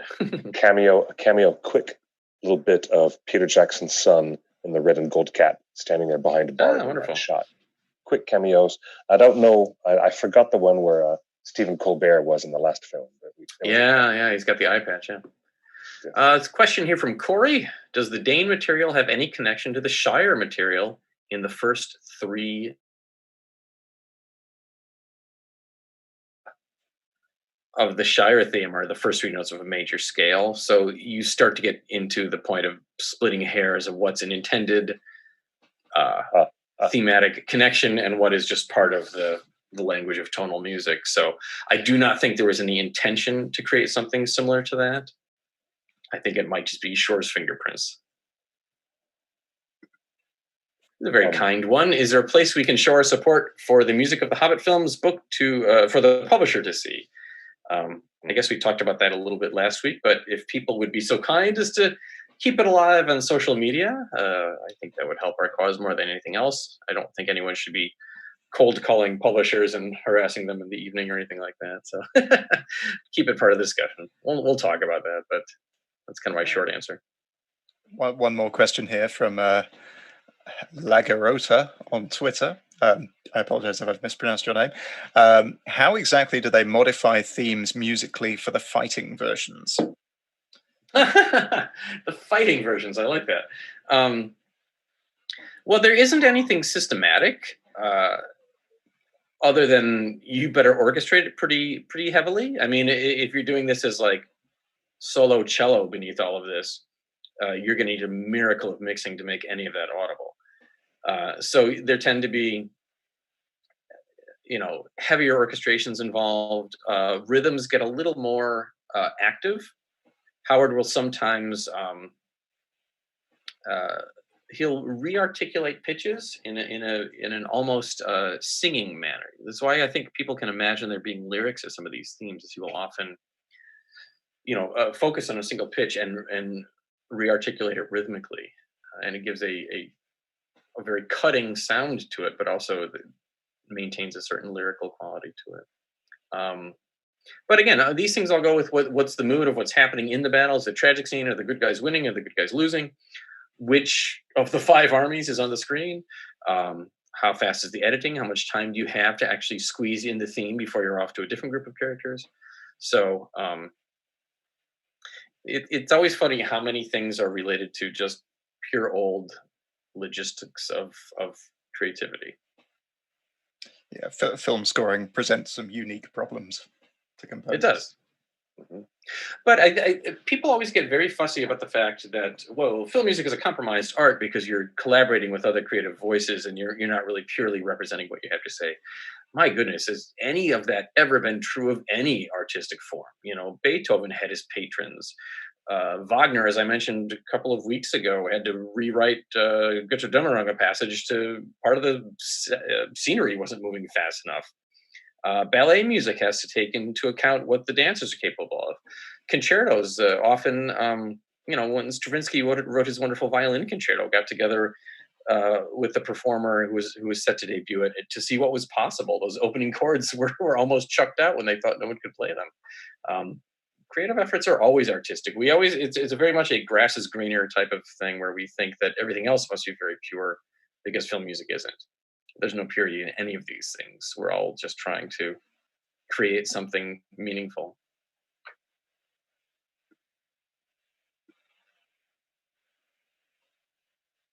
Question regarding Battle of the 5 Armies. This is from Ellen. How is the decision made as to when to drop out the music and solely rely on sound effects? That's a discussion with the filmmakers, and it is something there's a bit of a tradition for. Think of Gandalf's fall in Moria. But it's a way to give lyrical moments to these films. You know, something like this is as we're watching people get, headbutts. It's important to have moments of repose and lyricism in these things, and that's probably the most purely Tolkien-esque moments. It is, and these things are often scored out of order. So always scored out of order. It's often not until the filmmakers actually put things together that they realize that there might be a bit too much music and they should take some of it out. Right, there's pacing considerations too. Quite right. Exactly. Jim, you mentioned earlier sorry, I just interrupted you quickly. You mentioned the number of variations of Lake Town earlier. This is a great one. Tragic setting. Yeah. The choral text here is the destruction of Lake Town, I think. But just as Two Towers is a very good example of a film being scored out of order, and when it's all assembled, the filmmakers realizing that there's just a little too much music. So quite a lot of that was just dropped out of the final mix to give a bit of breathing space. Mm-hmm. Going back even further, the Empire Strikes Back, not a Howard Shore example, a John Williams example, but there's a whole load of unused music from the first few reels of that. People think of that as a combative situation between the director and the composer, but often the composer will write something to give the director an option. He knows it may not be used. He knows it might be used. He knows that probably decisions will be made when all the pieces are put together. So they're not writing something and then having their genius chucked aside and their soul is deeply wounded. It's part of the process. I understand that. Indeed. So music is used in film. Yeah. I can imagine that some individuals, in the particular case of John Ottman, who was the film editor at the same time he's the film composer, it's a little bit easier for him because he gets to make his own music, match his own edits, right? True, although you could still have a sound editor that may say, "Gee, John, you should probably not do this here." Mm-hmm. Always collaborative, yes. Yeah, I mean, art is a collaborative thing. If your art is completely pure, completely not collaborative, it's probably not being heard by anybody because no one else is aware of it. As soon as someone else becomes aware of it, they have an opinion about it. That's okay. Indeed. That's why art has certain human qualities.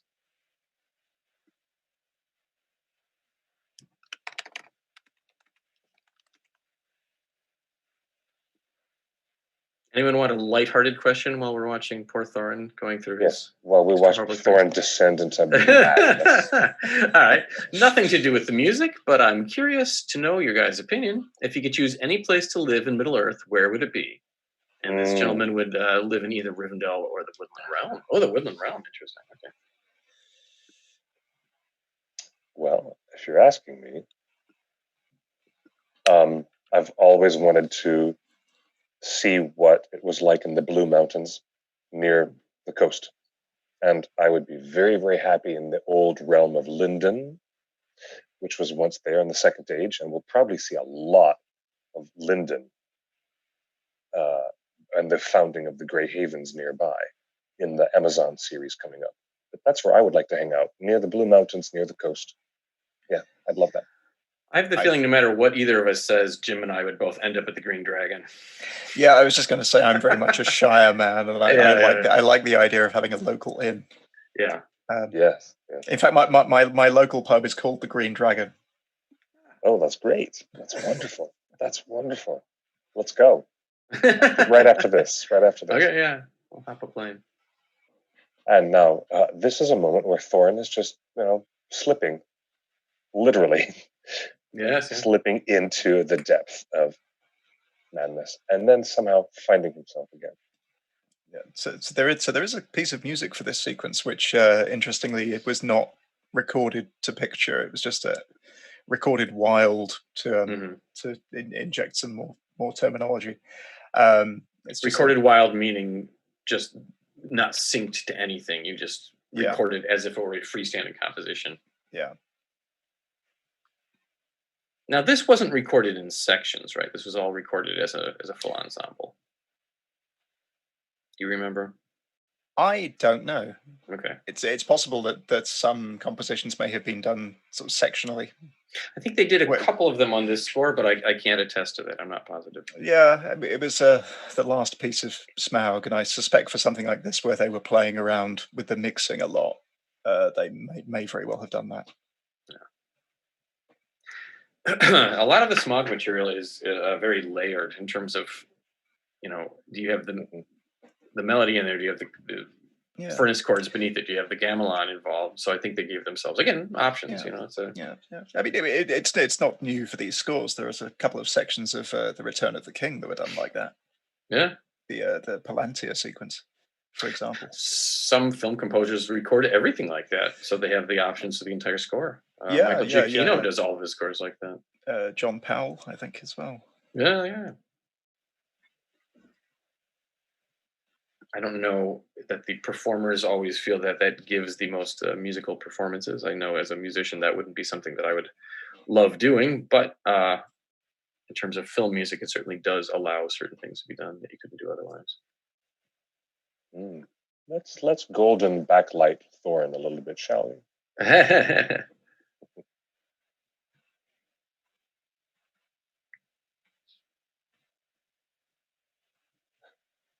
And now, suddenly, even within the music itself, we have a chance for everything to change.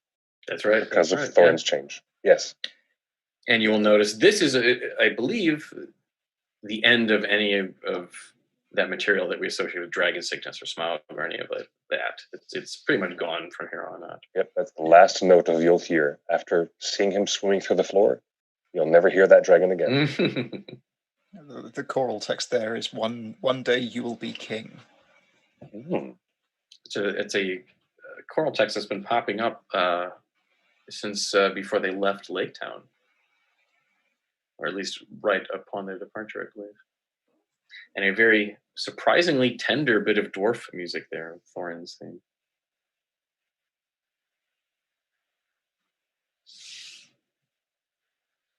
Good stuff.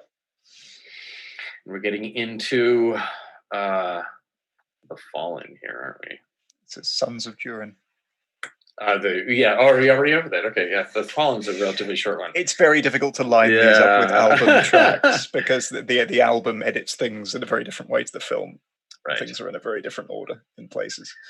Because some of these scenes were in a different order when the score is actually composed and recorded.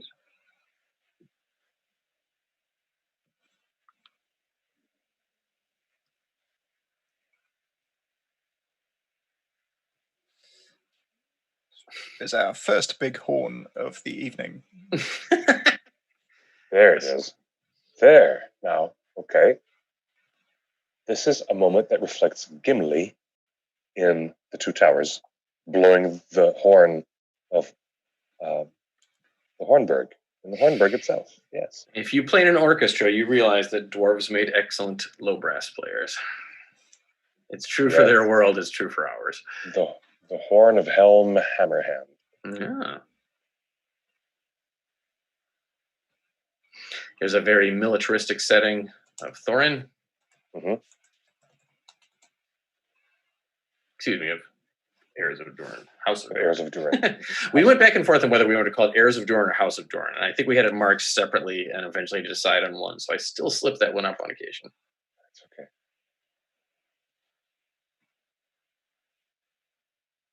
And now we're into Thorin's theme. There was a little hint in there of dwarvish warriors and that B theme for Arabor, the syncopated pattern. And those will continue for a while, but we are going to start get into the old death and parting theme again, which is an interesting use of it because there's nothing here that's specifically related to tragedy. But again, that idea of allowing for subtext in these things.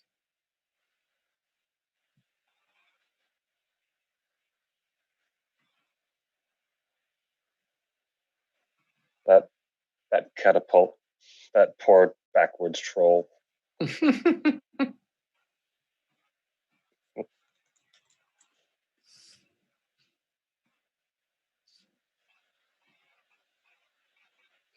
think coming up here before too much longer, we're going to get the very last bit of the Politicians of Lake Town music. Both the processional and the recessional phrases.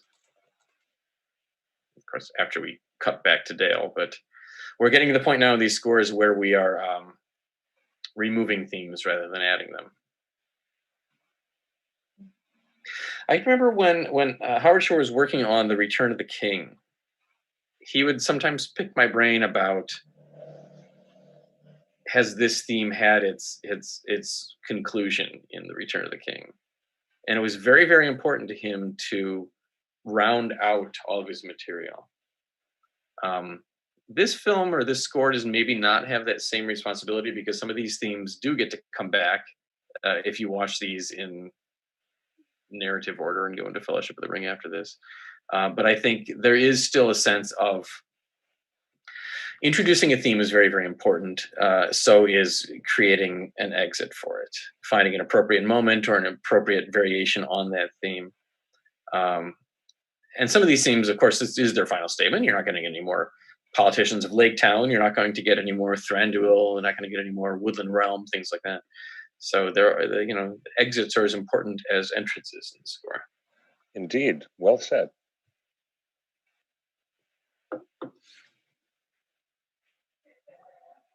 Is Lickspittle actually his last name?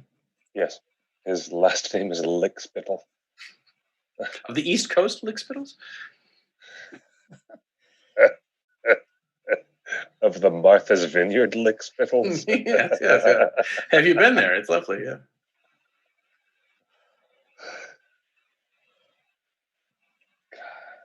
Alfred Lickspittle in bad drag in a rated R version of The Hobbit is something that was not on my 2020 bingo card. But there it is. He was kind of like predestined to have to be kind of a loser, though. You can't be named Alfred Lickspittle and be like a respectable banker. True. The poor guy had his whole history written for him.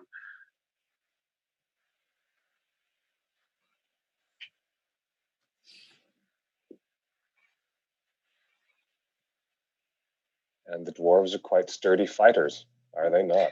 They are. And finally, a moment between cousins. They finally get to meet again. I have to admit, I was very confused by what was going on with this character when I saw the incomplete film, because they had a digital stand-in, but it wasn't animated. It was just sort of a little blank-faced figure moving around the screen. So I could never figure out if that was, is that what it's going to be? Have they not shot the scenes yet? And I ended up doing it this way.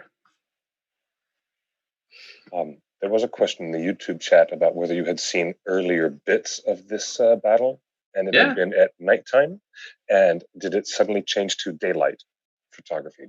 Did you see any versions of it before? that were actually nighttime battle scenes? I'm trying to remember. I think maybe. That's an excellent question. There might have been the scene where Thorin is sort of shouting insults at everybody out of the front door. May have been nighttime in the original cut. It's hard to tell when these things are incomplete. They're not incomplete usually because they've done other choices. They're incomplete because the whole background is a green screen or things like that.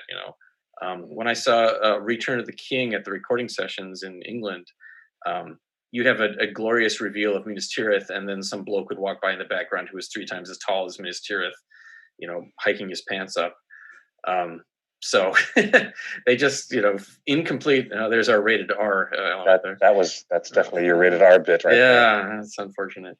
And there's more. Oh, there's more to come. Yeah, it's... There's a lot of top-of-the-head stabbing in this movie. Now, this scene was in place when I saw it. It was eventually removed for the theatrical release and confused me greatly. I couldn't figure out what had happened to that long scene. Yes, the entire scene along the frozen river. Yes. Yeah. Yeah. My conversations with some of the dwarf actors, they said the same thing. They were completely dismayed that this entire part really? was taken up. Yeah. And, so, according to the highly scientific poll I ran on Twitter the other day, 75% of the respondents have no idea what a jam bag is. Yeah. What is that? That reference to jam bags right there. Hey, take it, Jim. This one's all yours.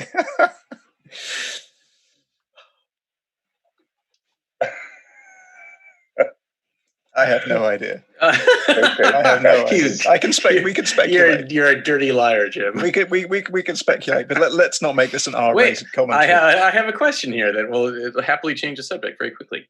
What is the approach to making music for film when it comes to instruments? That's a good question, and it's not one that's as simply answered as you might imagine. The traditional sound of film scoring grew out of the European orchestral tradition. So what we do think of as even to this day, a prestige film generally has an orchestral score. Now, the term prestige film, I know, is up for debate, because certainly if it's like a little talky drama, they may not have a big orchestral thing. But these things that are like the studio's big release of the year or whatever, they tend to have very orchestral scores. Even things like, oh boy, that more gore, sorry. Even things like the Marvel films, which really didn't tap into the sound of orchestral film scoring too much at their outset. As they got into their big Avengers films and massive releases, and every star under the sun is in this thing, the scores became increasingly orchestral.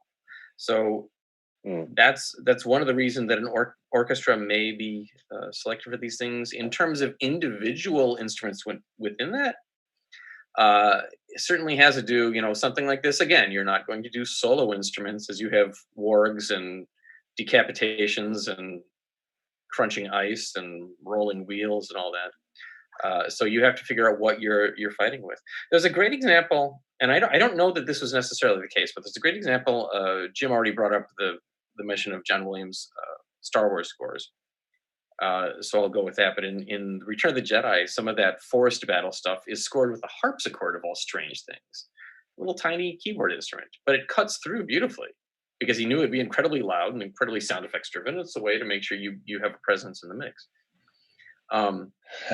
So those are, again, dull logistical considerations, but things that can be useful. There's a moment where the warg theme reappears, as noticed by Aaron in the YouTube chat. It's a sweet reoccurrence of the warg theme. And then you get, Howard likes to use a lot of non-traditional orchestral instruments. And a lot of research goes into that. He really looks around to see what's out there and what can be used. There were even some instruments that in the Return of the King, he noticed instruments in some of the players' cases and said, hey, what is that? What does that sound like? Show me what that sounds like. There's our family theme again, by the way. And selected instruments like that. He had commissioned some instruments to be created for the Lord of the Rings scores. Double fiddle he had created.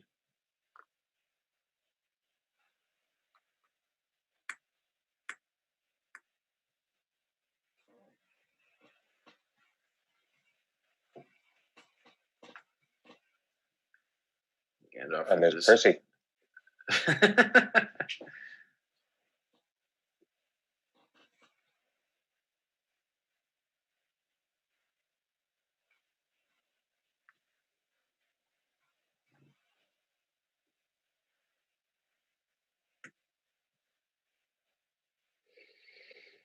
Jim, are we still in Sons of Durin at this point? That is a good question. I think we are. Things get a little bit.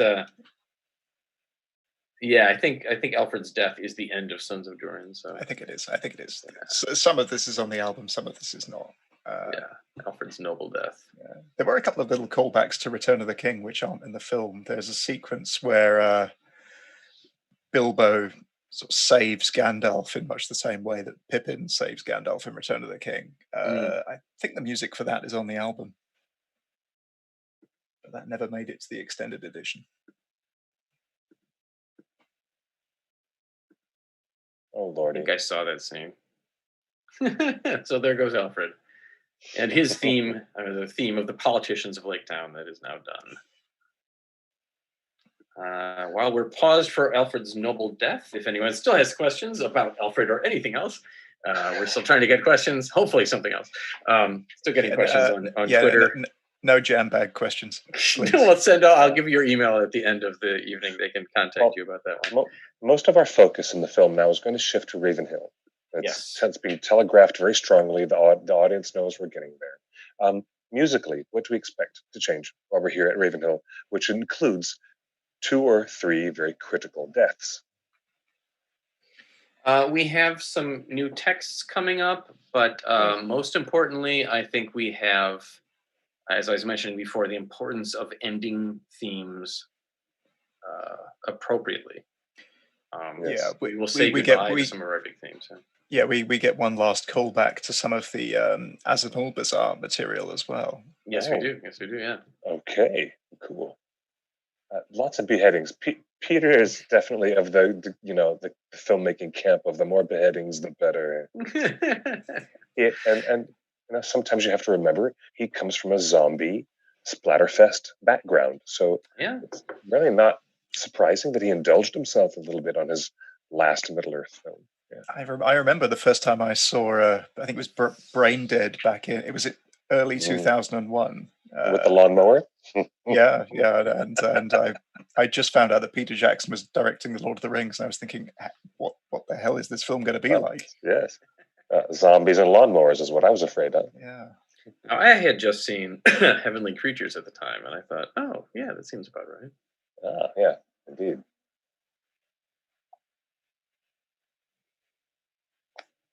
Wow, what a shot across that frozen river. And we're getting into the composition, The Fallen, which is quite telling.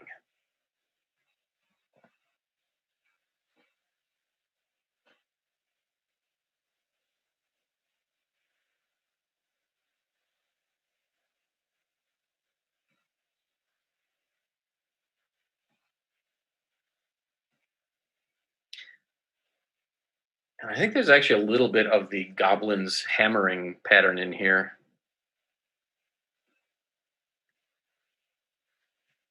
That might be only on the album.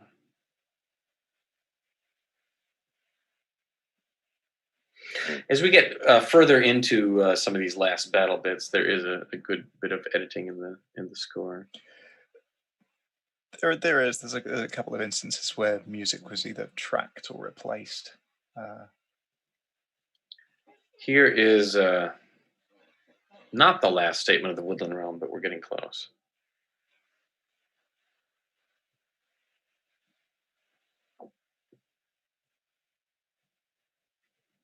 Anyways, as I was going to say, if anyone still has questions as we're getting closer to the end, please use the hashtag Hobbit Score Questions on Twitter, or more simply, just direct message me. Mm-hmm. And a little bit of Shire theme here. Just a little bit of Shire theme. Yeah. Wow, really? Yeah. Where'd that come from? Yeah, there's not a lot of Hobbit in The Hobbit. No, although we will get some more later in the score, including maybe my favorite bit of scoring in the entire Hobbit trilogy. Maybe my I personal go back title, and further than that. Oh, indeed. My personal title for this film is The Thorin, The Battle of the Five Armies. That's what I call this film. Yeah, possibly. We've not heard that for a while either. The first two notes of the history of the ring lurking in there.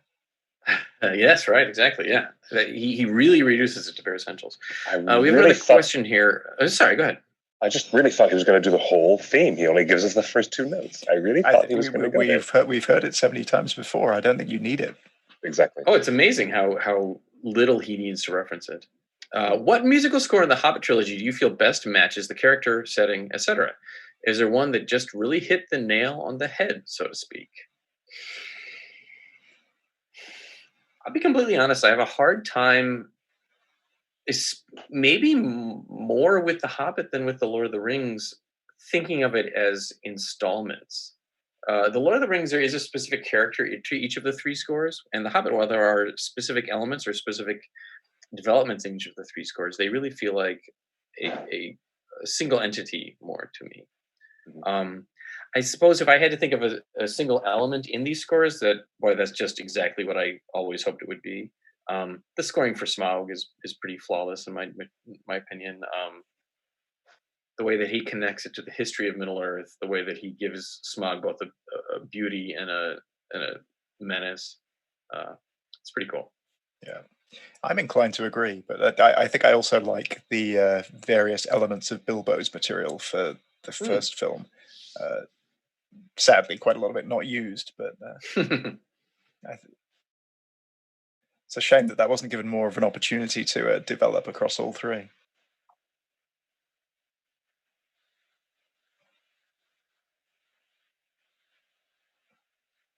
No theme for the forehead axe, I'm afraid.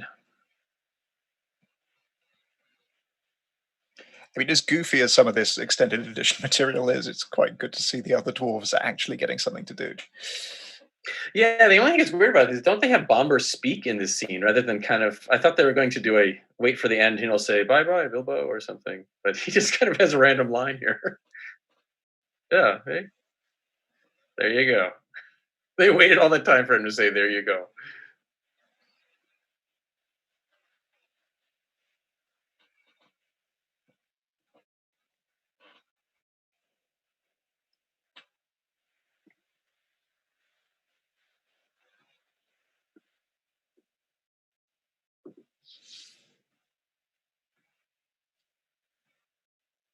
And yeah, we're getting to the end of the composition titled "The Fallen," so that means some unpleasantness is going to occur shortly. Another tiny little snippet of the Hobbit phrase, Shire phrase.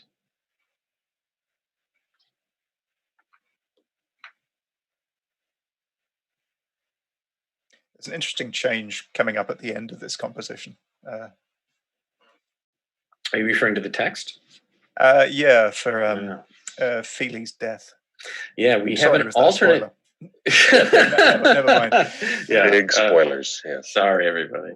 No, there is an alternate Death of Feely text that was not used in the final film. So we'll wait a moment here and then tell you what it says.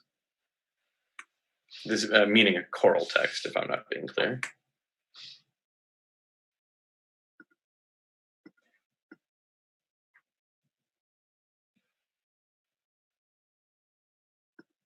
Some very nice comments out here tonight. So this composition is actually tracked from Sons of Durin. Mm-hmm. The original music for this sequence is on the album, which is a little louder, a little more boisterous, much brassier. So you can perhaps see why the filmmakers wanted to make it more subdued. It's a tough scene. I mean, you have three or four deaths back to back, all of which have a different impact on the story. So, yeah. So the original text here, this was never set to music for the Death of Feely, Sindarin text by Philip of Boyens. I'll give you the translation. Go, run, let him spare you this. He can face his death you cannot. So it was a text that was directed toward Thorin's reaction to all of this. But that's not an unused composition. That text was never actually set to music. It's a little scrap of the production.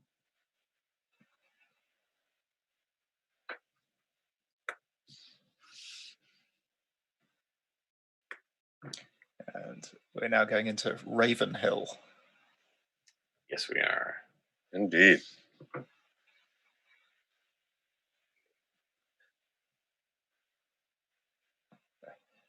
Someone keeping score with all the decapitations. A lot. So this music, you may recognize this. This is what you hear at the battle outside the gates of Moria. Jim will properly pronounce the name of this place, but is it Azanul Bazaar? Right? It is indeed. It is, yes. I'm just going to agree because I'm terrible at that. But yes, you heard that originally during that battle. It was meant to be called back during the Thorin versus Azog scene at the end of An Unexpected Journey, and then it sort of culminates here.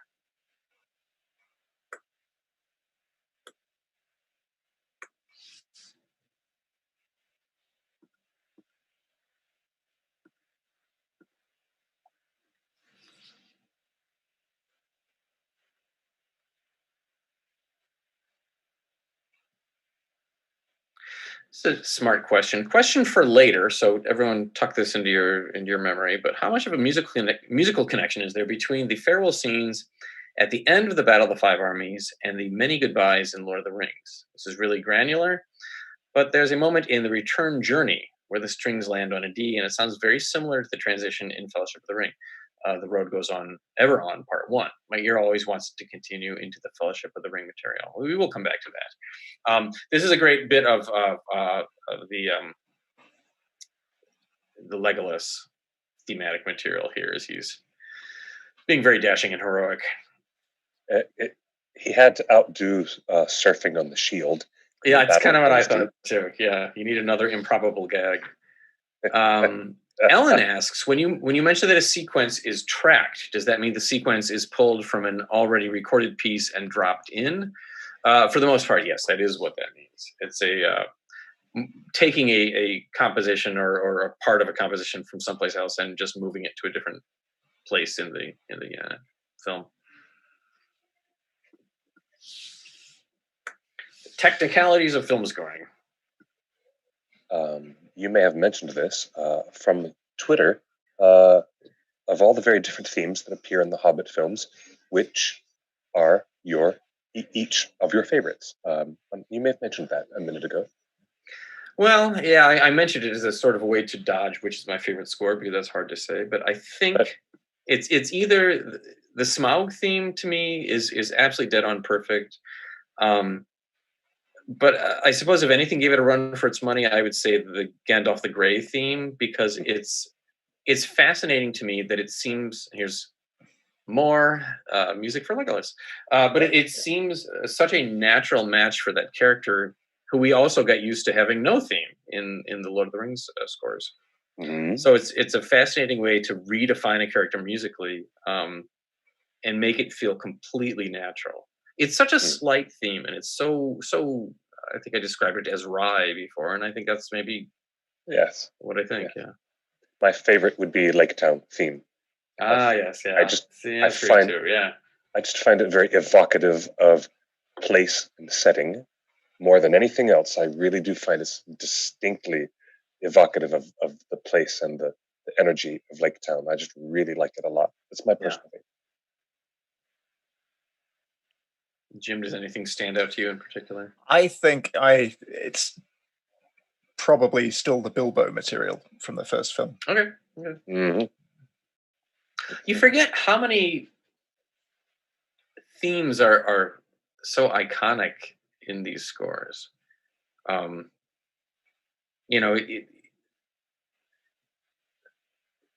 many ways, the themes for these places, I guess you could say this about Lord of the Rings, but the music is so strongly tied to Tolkien, in my mind. Like the theme for Lake Town conjures more my concept of Lake Town from having read The Hobbit than even it does from having viewed The Hobbit.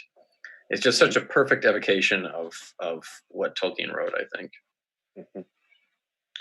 It's interesting, though, the comparison to the way that Rankin and Bass, the animated film, treated the Battle of the Five Armies in about 90 seconds. Well, they went with the book version, right? He was unconscious. He missed it. He blacked out. Nothing happened. Yeah. Can you imagine if they'd done that with these? No. People probably would have been furious. It is useful for general housekeeping to tell the audience that here at the point of Keeley's death, we're at 2 hours and 1 minute into the film, ladies and gentlemen. 47 left to go. So we'll come back to the discussion of some of these end themes as we get a little bit closer to some of the goodbyes. Yes. A question from Brandon. How is it decided how much music should be tracked and how much should be created from scratch? In many cases, when something is tracked, it was created from scratch and they decided they would rather use something different, and it was easier than creating a brand new composition. Sometimes you get late into a production and scene 44, they decide they want a different bit of music here. Well, the previous version of the score for scene 44 took a long time to write. So is it easier to write another entire composition, or is it easier to just track in something that you use as a temporary score, even though it really came from the Two Towers or whatever? But so timelines are taken into consideration. Just, how much workload the composer has. I think the ideal is always to write original music for everything if possible. That's always the ideal. But as productions get more and more complicated, you can't always have the ideal. Yeah, it's certainly not unusual in some cases to plan tracking in advance. If the filmmakers decide that they like a particular composition and want it in more than one place, the composer may well decide to just use the same recording more than once. It's not super common, especially with these composers that are, very focused on creating a coherent piece of music. Yeah. Or creating a coherent body of music, however you want to look at it. But it does happen. Occasionally a composer will know the special effects just won't be done in time, and they say, just cut things in. Yeah, there are examples of James Horner doing this, John Williams doing this. I think the big John Williams example is probably in the Star Wars prequels, which were nowhere near finished by the time he was scoring them. It's the world's most intense game of Jenga. Yes. It's the Super Mario Legolas that's coming up in just a moment. Mm-hmm.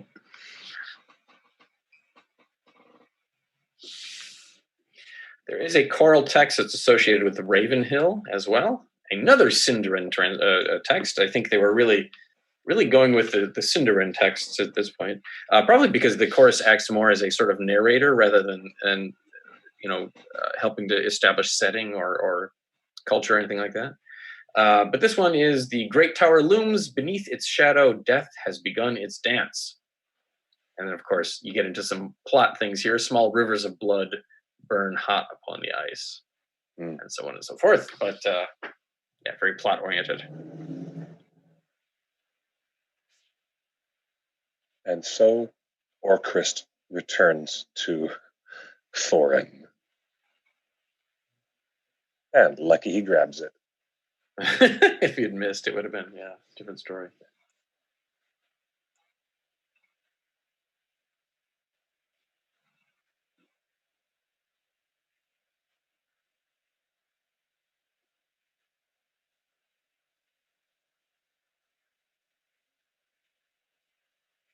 There's old Azog waiting. Everybody knows that Azog has a different arm in this one. Really? Yeah, he replaced his little pokey arm with a stabby arm. Yeah, that's right. I'm assuming he has a variety of appendages for various purposes. What was the movie that had that? Inner Space? Didn't the guy have like a replaceable hand? Inner Space. Yeah, very good. If you haven't seen Inner Space, everybody go watch it. It's a very good Jerry Goldsmith score. It is. It is. It's Mr. Igo in Inner Space. Yeah, that's right. That's right. With the cowboy, right? Yeah. Yeah. Played by Vernon Wells. I knew it was inevitable we'd start talking about Inner Space during the Hobbit commentary. Funny. And there again is a very almost flamenco sounding bit of Legolas. And a question comes in, is this Legolas theme? This is Legolas theme, at least as far as the Hobbit scores are concerned. It does not recur in any of the Lord of the Rings because it is really related to the Woodland Realm theme. Yes. And you don't see the Woodland Realm at any point. I mean, other head stabbing. There is sort of material that's treated in a similar way. In Lord of the Rings you're talking about? Yeah. Yeah, I mean, he has his sort of elvish vein of writing, but that specific theme was crafted for these scores, yeah.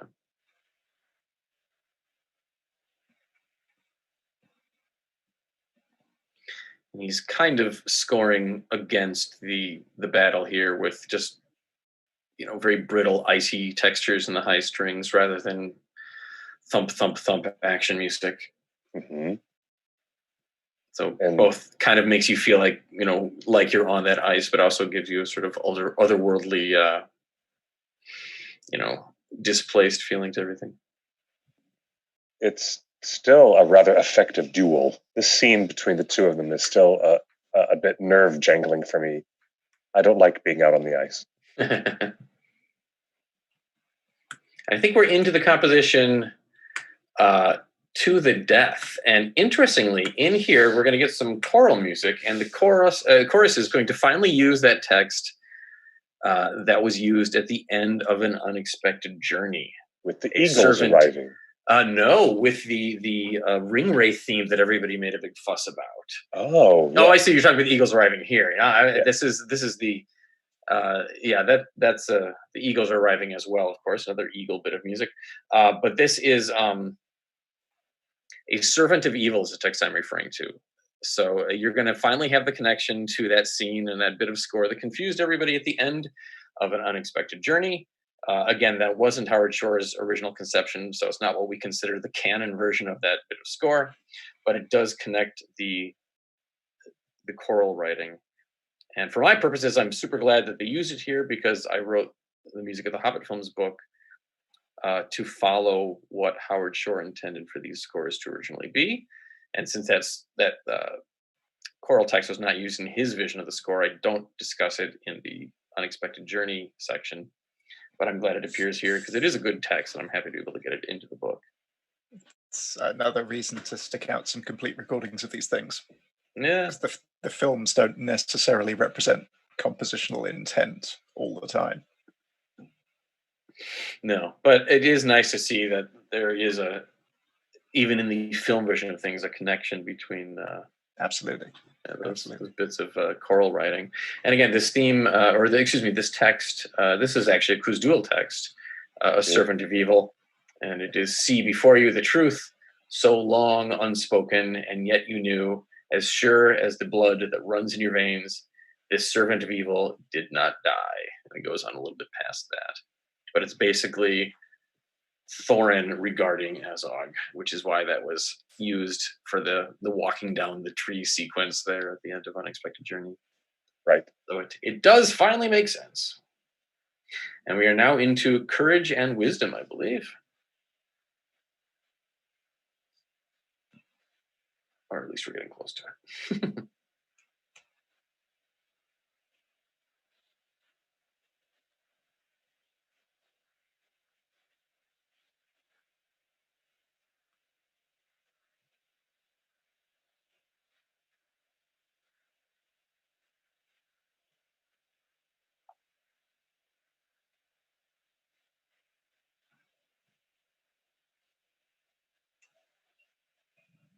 Does it sometimes come to the point in a conversation where the director says, I need a stab. I just need a stab of music. That knife is going to come through Thorin's foot. Give me horns, give me trumpets, give me angry violins. I just need, I need 2 seconds. I need a stab. Does that ever happen in these conversations like that? Well, the conversations that I was present for between Howard and Peter, they were always oriented on emotion. Mm-hmm. Now, within the greater emotional context, yes, certain things do need to be, we call it in film music punching something, an exact moment where something has to align with a bit of music, a musical phrase or outburst or whatever. But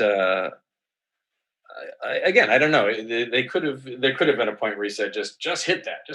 But every conversation I ever heard, they were speaking about the overarching emotion of things. Mm-hmm.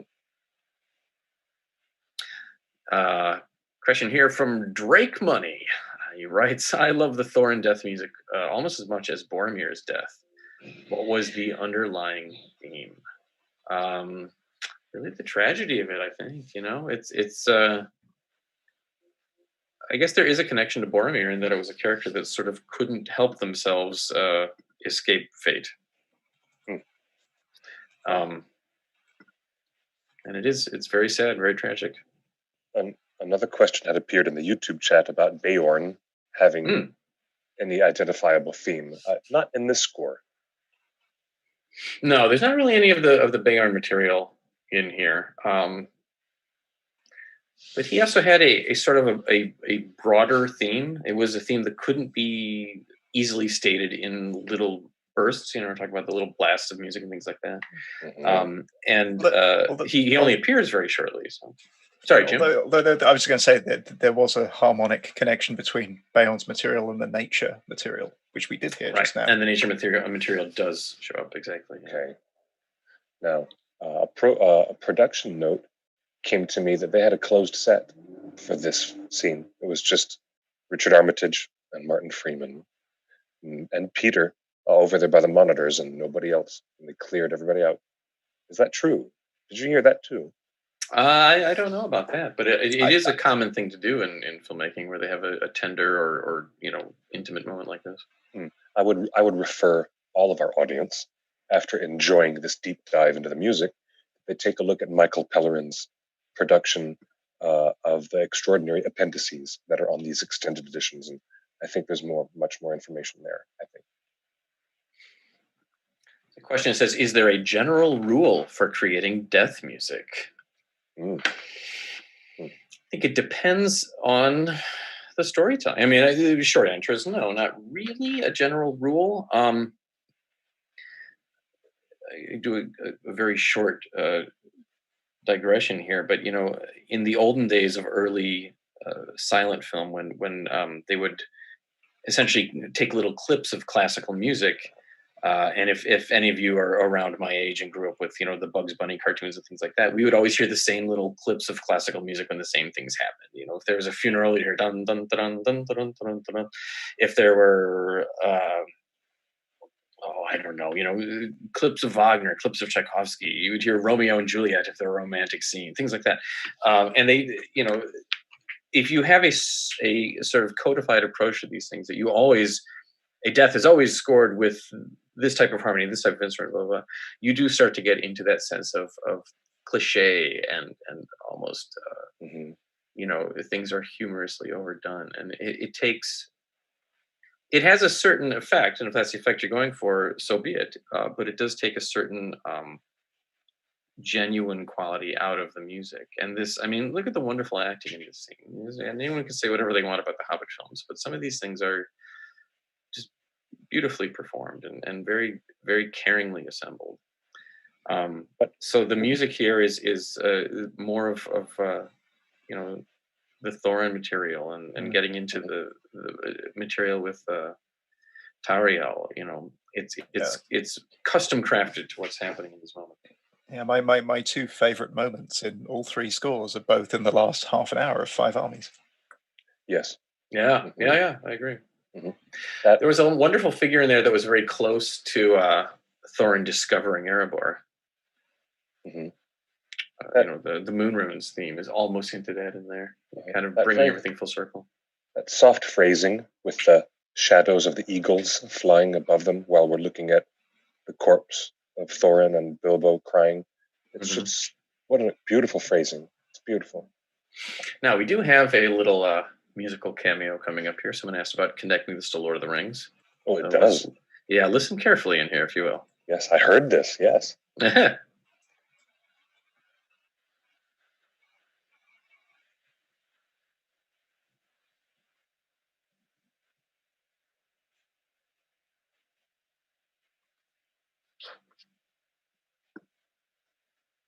Listen carefully.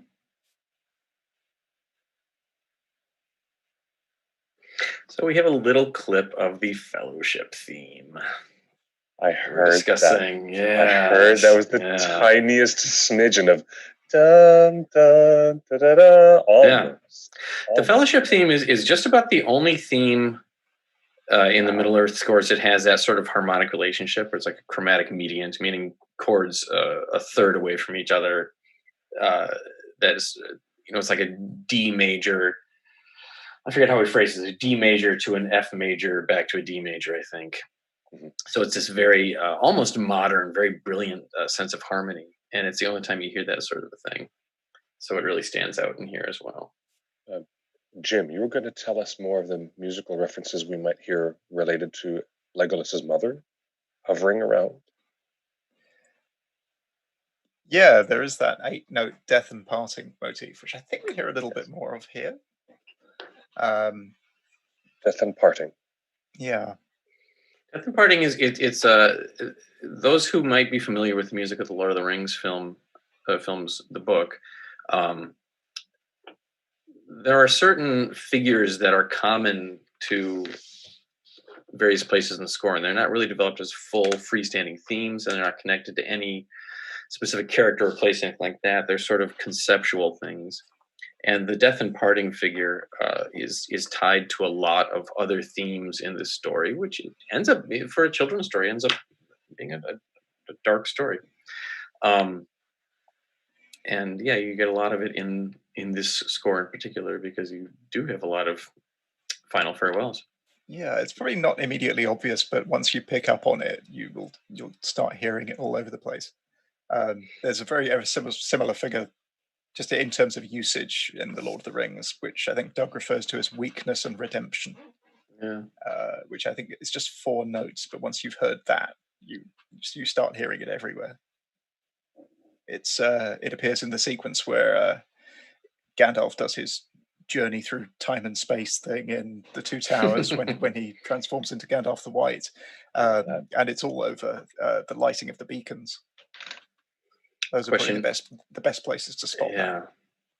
There's a question here. This or a statement, I guess. This is the connection point between The Hobbit and The Lord of the Rings, and yeah, it is. You start to remove some of the Hobbit themes and start to introduce some of the Lord of the Rings themes, but we're not quite done using some of these themes yet. They go on a little bit more. It's my single favorite scene of the entire Hobbit trilogy by far. That's great. Yeah. It is so distinct that Gandalf and Bilbo communicate so much without saying a word. It feels like it's a reflection of that moment where Bilbo and Gandalf are sitting out on the bench, out in the garden, smoking rings and blowing a beautiful ship through the smoke ring. And yet it's completely different, and it is overshadowed by Thorin's death. Now, here's the moment that I've been wanting to talk about. This brings up a lot of questions, yes. If the people of Middle-earth know this theme, do they know all the other themes? It's wonderful, but yeah. I think I saw Bryan Cranston in the background in that shot just there. I thought I saw him. But how many instruments are we hearing being replicated visually as this one horn? It's a fairly large brass section.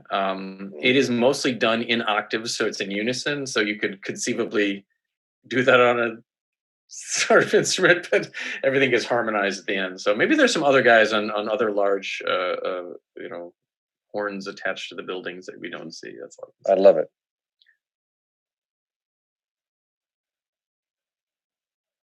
It's an 8th note, not 8th note. But yes, it is. Sorry, that was from Justin. We didn't hear the question. Is the death and parting theme intentionally part of Thorin's theme? And yes, it is. Thorin's theme has its own demise threaded into it. So if that isn't a bit of clever foreshadowing, I don't know what is. Really Before we is. go on to the next topic, I want to interrupt for Jim's sake. Jim, can you tell us a little bit about this particular composition? Tell us about Thorin's funeral. Yeah, this is the only piece specifically recorded for the extended edition. It's not entirely used. It's for chorus only, and it's essentially just a treatment of all the sort of major dwarf themes. Yeah. It's a choral setting of basically all the dwarf material combined, right? It is. I think it's partially replaced with some material tracked from the second film. Yeah. So I think it's the only piece that was recorded long after the film was finished. I think in sort of February 2000. What would that have been? 2015. Yeah. Yeah, that's right. Yeah. 5 years ago. Although when Howard Shore was writing An Unexpected Journey, he did sketch out a piece for Thorin's funeral, which is quite different. Mm-hmm. It's a sort of call and response thing with a motif that at that point was assigned to Dale, but I don't think it was ever used anywhere else in the film. Is that truly the last time we hear the Arabor theme right there? I think it very well may be, yes. Wow. And I don't think that earlier draft of Thorin's funeral was ever performed, much less recorded. I think it was just at the concept stage. But yeah, we have now said goodbye to the Arabor theme, and I believe we have also said goodbye to Thorin's theme. And Heirs of Durin, or there may be a little bit more of that under the goodbye shot here. I'm trying to remember how this was scored. I should look.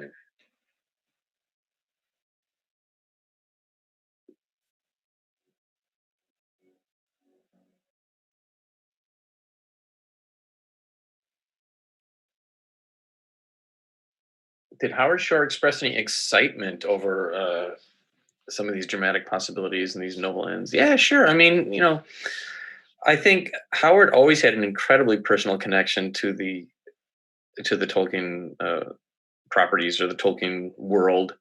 I think he sees, and he's mentioned this before, so I'm not saying anything he hasn't already talked about, but he sees a lot of his own home in that. He lives in a forest that kind of feels Middle Earth esque. He read these books as a young man on the road in a touring rock band. He was a saxophonist and a composer for a band that would open for Hendrix and things like that. So I think that a lot of his personal history is in this.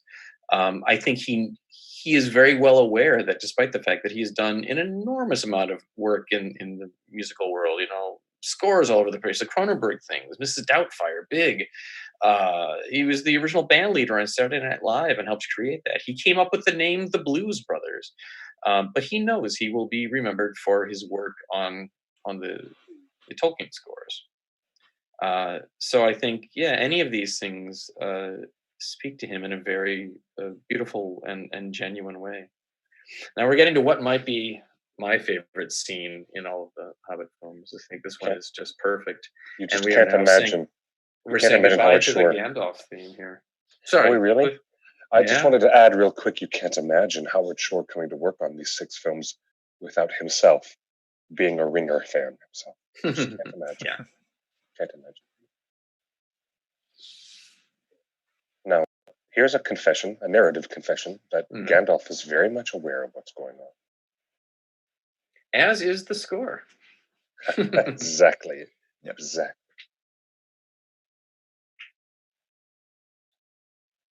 Most of them are. There's a few bits and bobs that didn't make the CDs just because of the release schedule, and things like alternates that we've talked about are of course not on there. Complete recordings would be most welcome, but they are not currently in production. I get that question maybe more than any other question. Are we going to get more music? I hope so, but nothing is right now in the pipeline. An interesting comparison is between that little snippet we heard and the music over the opening logos from Unexpected Journey. That's right.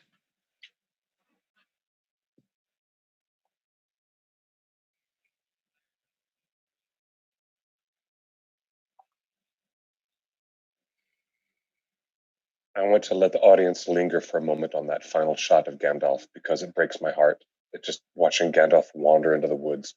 It's a perfect cinematic moment. But to the question from Mission Control about the release of complete complete recordings of The Hobbit, what are we missing in terms of the marketplace? Vinyl is still so hot and popular. Well, it's just, I think, in terms of people don't have every note that was composed, and since this is narrative music, it's always nice to have the full narrative, especially in a score like this, where almost everything in these films is accompanied by music. Remember, I talked about Bilbo having an assertive theme in these scores, like when he sneaks out of Erebor. Well, it's coming back here. He's asserting himself on the people looting his home. Yes. But because this music is very narrative, and we've talked about this several times, because it really tells Tolkien's story on its own terms. It's nice to have each of those beats of the musical storytelling, and the themes are so cleverly developed. It would be very hard to hear, Bilbo's theme, and then there's 2 hours missing, and then you hear it again, and it sounds completely different. You're not sure why it changed. You want to hear each moment of these things. It would be very, very nice to close the book on all 6 scores and just have everything out there, I think. Although the original album releases are incredibly generous in terms of being 2 CDs, there's still a fairly substantial amount of material not on those, and a similarly substantial amount of material that no one's ever heard. So there's definitely some scope, both for complete recordings and for Rarities Archive. There definitely would be the ability to do such a thing. It would be, record companies and film studios and composers would all have to agree on how to do it appropriately. But I think in terms of, could it be done? Like, is there artistic reason for doing it? Yeah, absolutely.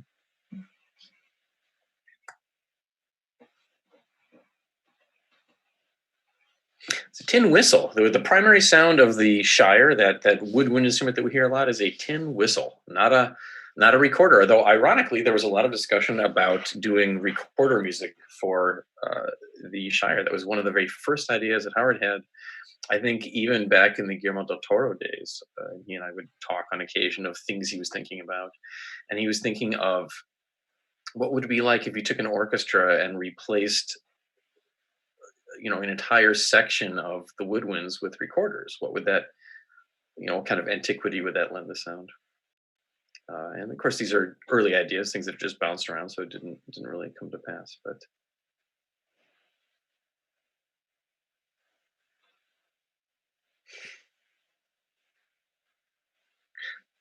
could we music scholars get them to do a complete recording for Star Wars? Well, the original trilogy is pretty complete, so the others aren't. But strangely, the massive movie studios don't usually call me and say, "Doug, what should we do?" So if they call me, I'll tell them, "Yeah, let's do Star Wars." Star Wars is not an easy thing to comment on. Imperial spies are everywhere. You'll notice a constant chain of ascending half steps. What could it be? And here is a nice complete statement of the ring theme after a whole bunch of hints and a really great look on his face, so you can't tell if he likes it or hates it.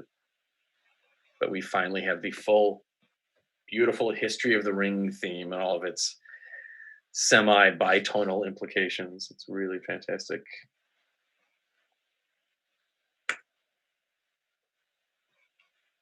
And so we are back into the opening of the Fellowship of the Ring here, after the prologue and all that.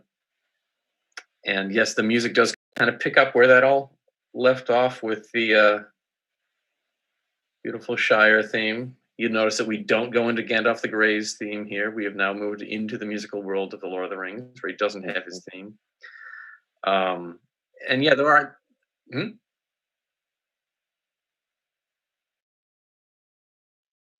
The last shots of Ian Holm, that's right. Yeah. If that is true, that would be the very last filmed shot of Ian Holm in his illustrious acting career. And now we are at the end. 2 hours and 31 minutes. We're at the end credits. Wow. What a fantastic and perfect choice to use the ring itself as the most direct musical conduit. We did have, I'm trying to find it, a question that came in earlier this evening. Yes, and I will give credit to my YouTube audience tonight. Jason Creed says, shout out to the late Andrew Lesney. Well done. Yeah. Yes. Yes, indeed. I'm trying to locate my question because we got a lot of them tonight. People were great. But there was a question that came in tonight. Would we ever want to do these type of watch-alongs with the Lord of the Rings films? I'll say yes. I'll throw my hand up for it. I think we might have to do that in 6 evenings, or we're going to cause permanent damage to Jim's sleep cycle. Cliff is already dropping things at the mere concept of doing it. But yeah, I'd be up for it. If you guys want to do this again, maybe 6 nights of, or Lord of the Rings, not back to back, because actually it would be appropriate to split a Lord of the Rings extended to 2 discs per film. Yeah, we've got a breaking point though. So yeah, I think we could do that. That would be 6 weeks. There's a lot to talk about. I think we have a few nuggets of information that people will not have heard before. Yeah. I might repeat myself a little bit and talk about the process of getting onto those, so I apologize in advance. But yeah, I think we'd love to do that. I would like to talk for a quick moment about this extraordinary song here over the end credits. How did it come together? How did everybody just say, let's get Billy and Howard and everybody and Philip was going to write some stuff? How did everybody get together on this? Well, Howard was not officially involved in this song. Really? Okay, surprise. To my ears, there was certainly a flavor of the Shire theme, which seems very appropriate. But no, this was Billy's work. With Beefcake, his band is with great. Beefcake. I love Beefcake. Right. I love Billy so much. I had the incredible pleasure of having dinner with Billy and Howard once a couple of years ago, and it was one of those. I don't know how many people here have had the pleasure of meeting people that are their idols or have a certain amount of fame to them, but I think I just kind of sat there for most of the meal saying, "This is cool," just listening to the discussion and chiming in with probably some lame comment here and there, but that was. I think the night that they met, I think I was there for that, and that was actually part of Lord of the Rings, not part of the Hobbit production. Right. That was great to see Howard Shore's credit. In the audience, there's always a huge burst of applause. Howard's name comes up at the credits. I love that when that happens in the theater, when they do the live performance of Lord of the Rings and things like that. It's always great to me that, as a kid, I was obsessed with the music in films. That's a large part of the reason I became a musician. And I would always sit there to see the composer's name. I always knew who did it. It wasn't a surprise. I just wanted to see their names and would generally give a little tiny finger clap that only I could hear, but just it meant something to me. So to be in places like, we did Radio City Music Hall with, what was it, 6,000 people, or I don't remember the exact number, and have everybody roar as the composer's name crosses the screen. It's an absolutely moving triumph for people that have written music for film, which is really one of the main art music outputs, or orchestral art music outputs of our era, and to see it recognized like that is moving beyond words for me. Absolutely. I mean, so much film music gets written and performed once, and these live to projection productions just keep these things alive. Yeah.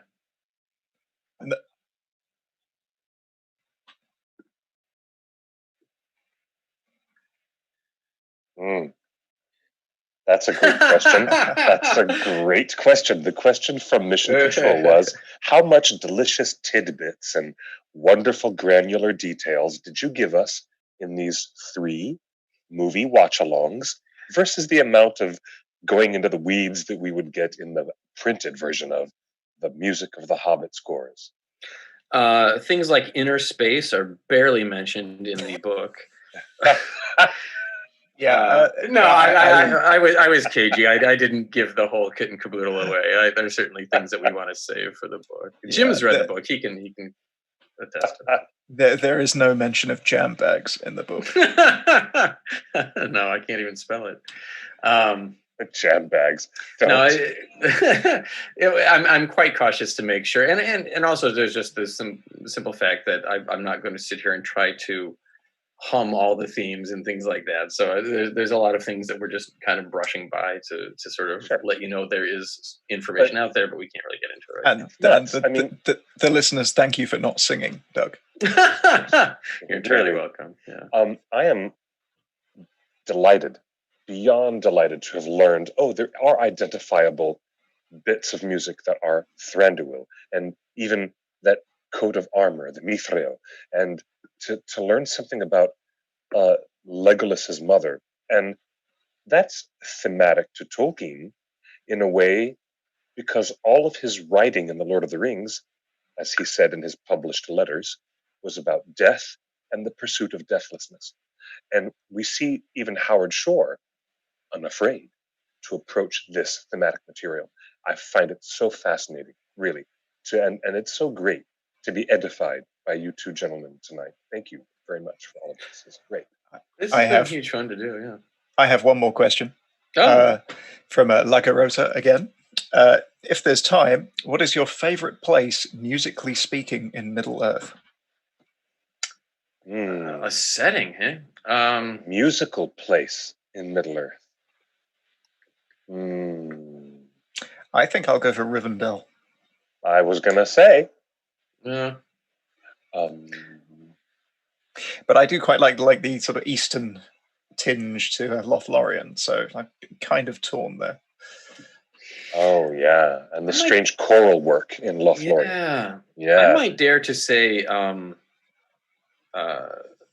Minas Tirith. I think the Gondorian music, to me, was very similar to the type of, I grew up as a student musician in, like school band programs and things like that. So to have something that's very brassy and declamatory in that way reminded me of my own musical upbringing, I suppose, and I like that aspect to it. Mm-hmm.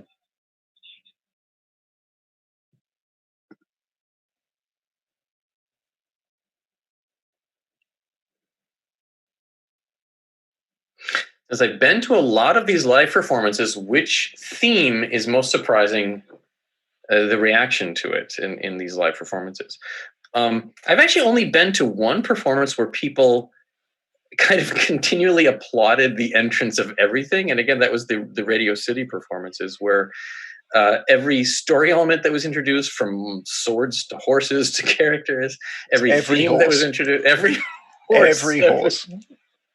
We saw the every horse edition of the film, yeah. But like every thematic introduction there. I mean, not some of these little nitty gritty bits that you don't know unless you really research these things. But I don't know. I mean, you're asking this question of someone that fought the urge to applaud the entrance of these themes while sitting next to the composer. So I don't know that any of them completely surprises me. I feel like I've found my people every time that happens. I want to agree with the YouTube chat, because one individual actually said what I was thinking, that their favorite musical place is Behold, the Great Realm and Dwarf City of Dwarodelf. Yeah, that is hard to beat, yeah. That is one of my favorite musical spaces to be in. Even Samwise says what I'm thinking. Like, wow. Wow, it's great. I love that. I have to agree.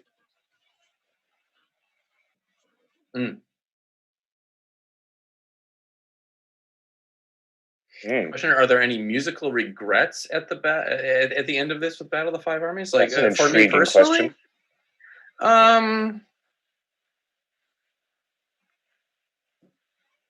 Can I voice an unpopular opinion? I'll be controversial. There is such a careful build to the Fellowship theme in the Fellowship of the Ring, where it's introduced by bits and then fully revealed at the Council of Elrond. I wish they hadn't quoted it in the Battle of the Five Armies in order to preserve that. Some people make. Wait a minute! After just saying how cool it is that we've discovered it, oh my god! Well, it's cool because in the real world we've watched these all out of order, so we are all well aware of this score. If future generations come and do these stories in order, they'll have heard that theme. They probably won't have realized that they heard it, but I liked that the way that Shore introduced it. So. Yeah, but we don't quite get the full theme in this. We still only get the first 5 notes, which is. Oh, you're right. I'm nitpicking for the sake of answering a question. Yeah. Yeah.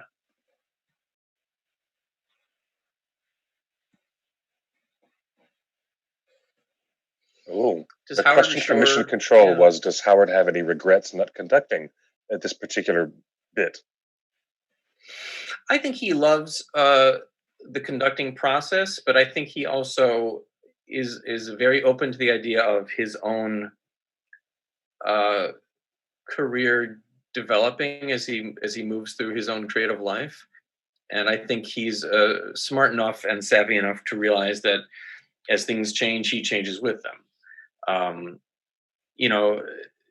He's gone through so many stages of his life, from being a touring rock musician to being a band leader to writing these atonal, often electronic scores and chamber scores to. When Howard Shore was hired to do The Lord of the Rings, those of us who followed film music quite closely were shocked. He was like our secret weapon guy that the general public never knew about. And to go from the experience of this secret weapon, this stealthy ninja of a composer that could come in and do these incredible, detailed, progressive things, to the guy that little kids wait outside concerts to see him like they're meeting Santa Claus. It was mind blowing to see that development. And so I think he's very, very attuned to the idea of the needs and demands and phases of his career developing. So I don't know that that's necessarily the answer that person is looking for, but I think I don't think he goes to bed at night feeling like, oh, I should have done this or I should have done that. I think he accepts the way that that these creative projects need him and tries to respond to that. There's a beautiful, beautiful tribute to Andrew Lesnie there in the credits, and I have to admit, it's the first time I've noticed it. It's extraordinary. Yeah. Beautiful. Tragedy. Yes, indeed. Don't, because I will. I will get emotional about Andrew Lesnie. I still do. I will get emotional about. He was the best, and I have to say, the response from the YouTube has been unbelievable. People saying, "I'm ready. When can I throw my money at this book?" That's very kind. Aaron says, "My wallet will literally catch on fire when this book comes out." Well, everyone says, and then they go on to say, these music commentaries have been incredible. Thank you so much for these streams and answering our questions. It has been absolutely incredible learning more about the scores that have impacted my life so much. You guys are incredible. It's wonderful. People are wonderful feedback. Thank you to everybody who's in that audience. The credits have ended, and that's the very end. My gosh.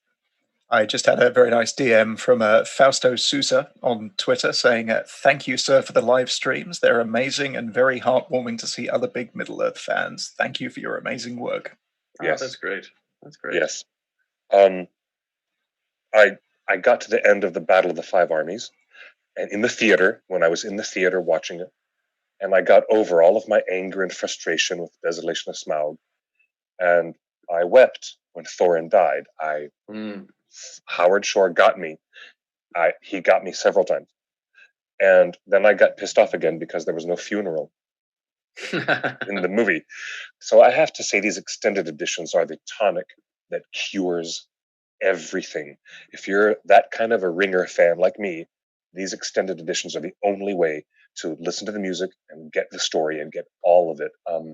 This really has been wonderful to have both of you come and join us for this discussion. What do we need to do? Tell the fans to keep talking about the book. Tell the fans to keep the conversation going on Facebook and on Instagram and on Twitter. Where can they follow you, gentlemen? Where can these people follow you, please? Here, we'll trade it. You can follow Jim Ware at Jim J. Ware on Twitter. And you can follow... I was going to tell them not to bother. Do not text, do not send messages to Jim Ware at Twitter. Is a shark scientist who gets very confused. It's somebody else entirely. Leave the man alone, please. Yes, and you can follow Doug Adams at Doug Adams Music on Twitter. Absolutely. And you can follow myself for more mischief and nonsense related to the world of Arda and the Lord of the Rings and the Silmarillion and the Hobbit, and a lot of our commentary coming up as we bring you news about the production of Amazon Studios' Second Age adaptation. God knows where we're going to end up, but it's going to be fascinating. It's going to be fascinating, that's for sure. If they do not bring Howard Shore onto the TV show, there will be blood in the streets of fandom. I'm just saying. And at the very least, they better license and use his material from before if they don't personally bring him into. But then again, we talked about that a little bit. Howard Shore may not feel like he really wants to, maybe he feels like he's made his statement in Middle Earth. I certainly have no career in trying to speak for him. So yes. I would like to, as a huge fan of and admirer of Howard's work, in addition to someone that I consider a great friend, Amazon, write the check, get the guy. Yes. Yeah, from your lips to God's ears. Amazon has the capacity to write very big checks. Yes, I think they can afford it. Yeah. Please. I did need to mention that if you did want to follow me, I'm at QuickBeam2000. That's the one part I forgot to mention. And I am a 20-year component, volunteer, writer, and host for theonering.net. A reminder as we finish our show tonight that theonering.net is created by fans, only for fans. It's an all-volunteer community web portal. We are not connected to anybody. We don't take any money from anybody. We're just the fans. And here at theonering.net, you have found the ultimate place, the ultimate web portal on all of our platforms. Come and join us in the discussion as we re-energize ourselves as Ringer fans, and as we look back on the wonderful accomplishments of Mr. Jackson, Mr. Shore, and Lesney, and Philippa Boyens, and Fran Walsh, and amazing, talented people. Jim Ware and Doug Jones. You guys are... Did I say Doug Jones? Yeah, I can't fit in any of those costumes. I'll take that. I'll take that. Yeah. Oh, you know what, Mr. Doug Adams. I'm sorry, that was a really fun. That's okay. That's okay. I'm very fond of Doug. He's a friend. I'm very fond of him, and you as well, Mr. Doug Adams. Thank you. I need to do two things. I need to invest in a really nice phonograph with a diamond tip needle stylus. I want a really nice phonograph. I want to get those complete recordings of the Lord of the Rings. And I want to get more of your work. I cannot wait to see your book, The Music of the Hobbit. And Jim, fantastic to have you being so supportive and staying up till the wee hours of the morning to be part of this. Thank you, guys. It's been fantastic. Do we have any last messages from Mission Control before we end?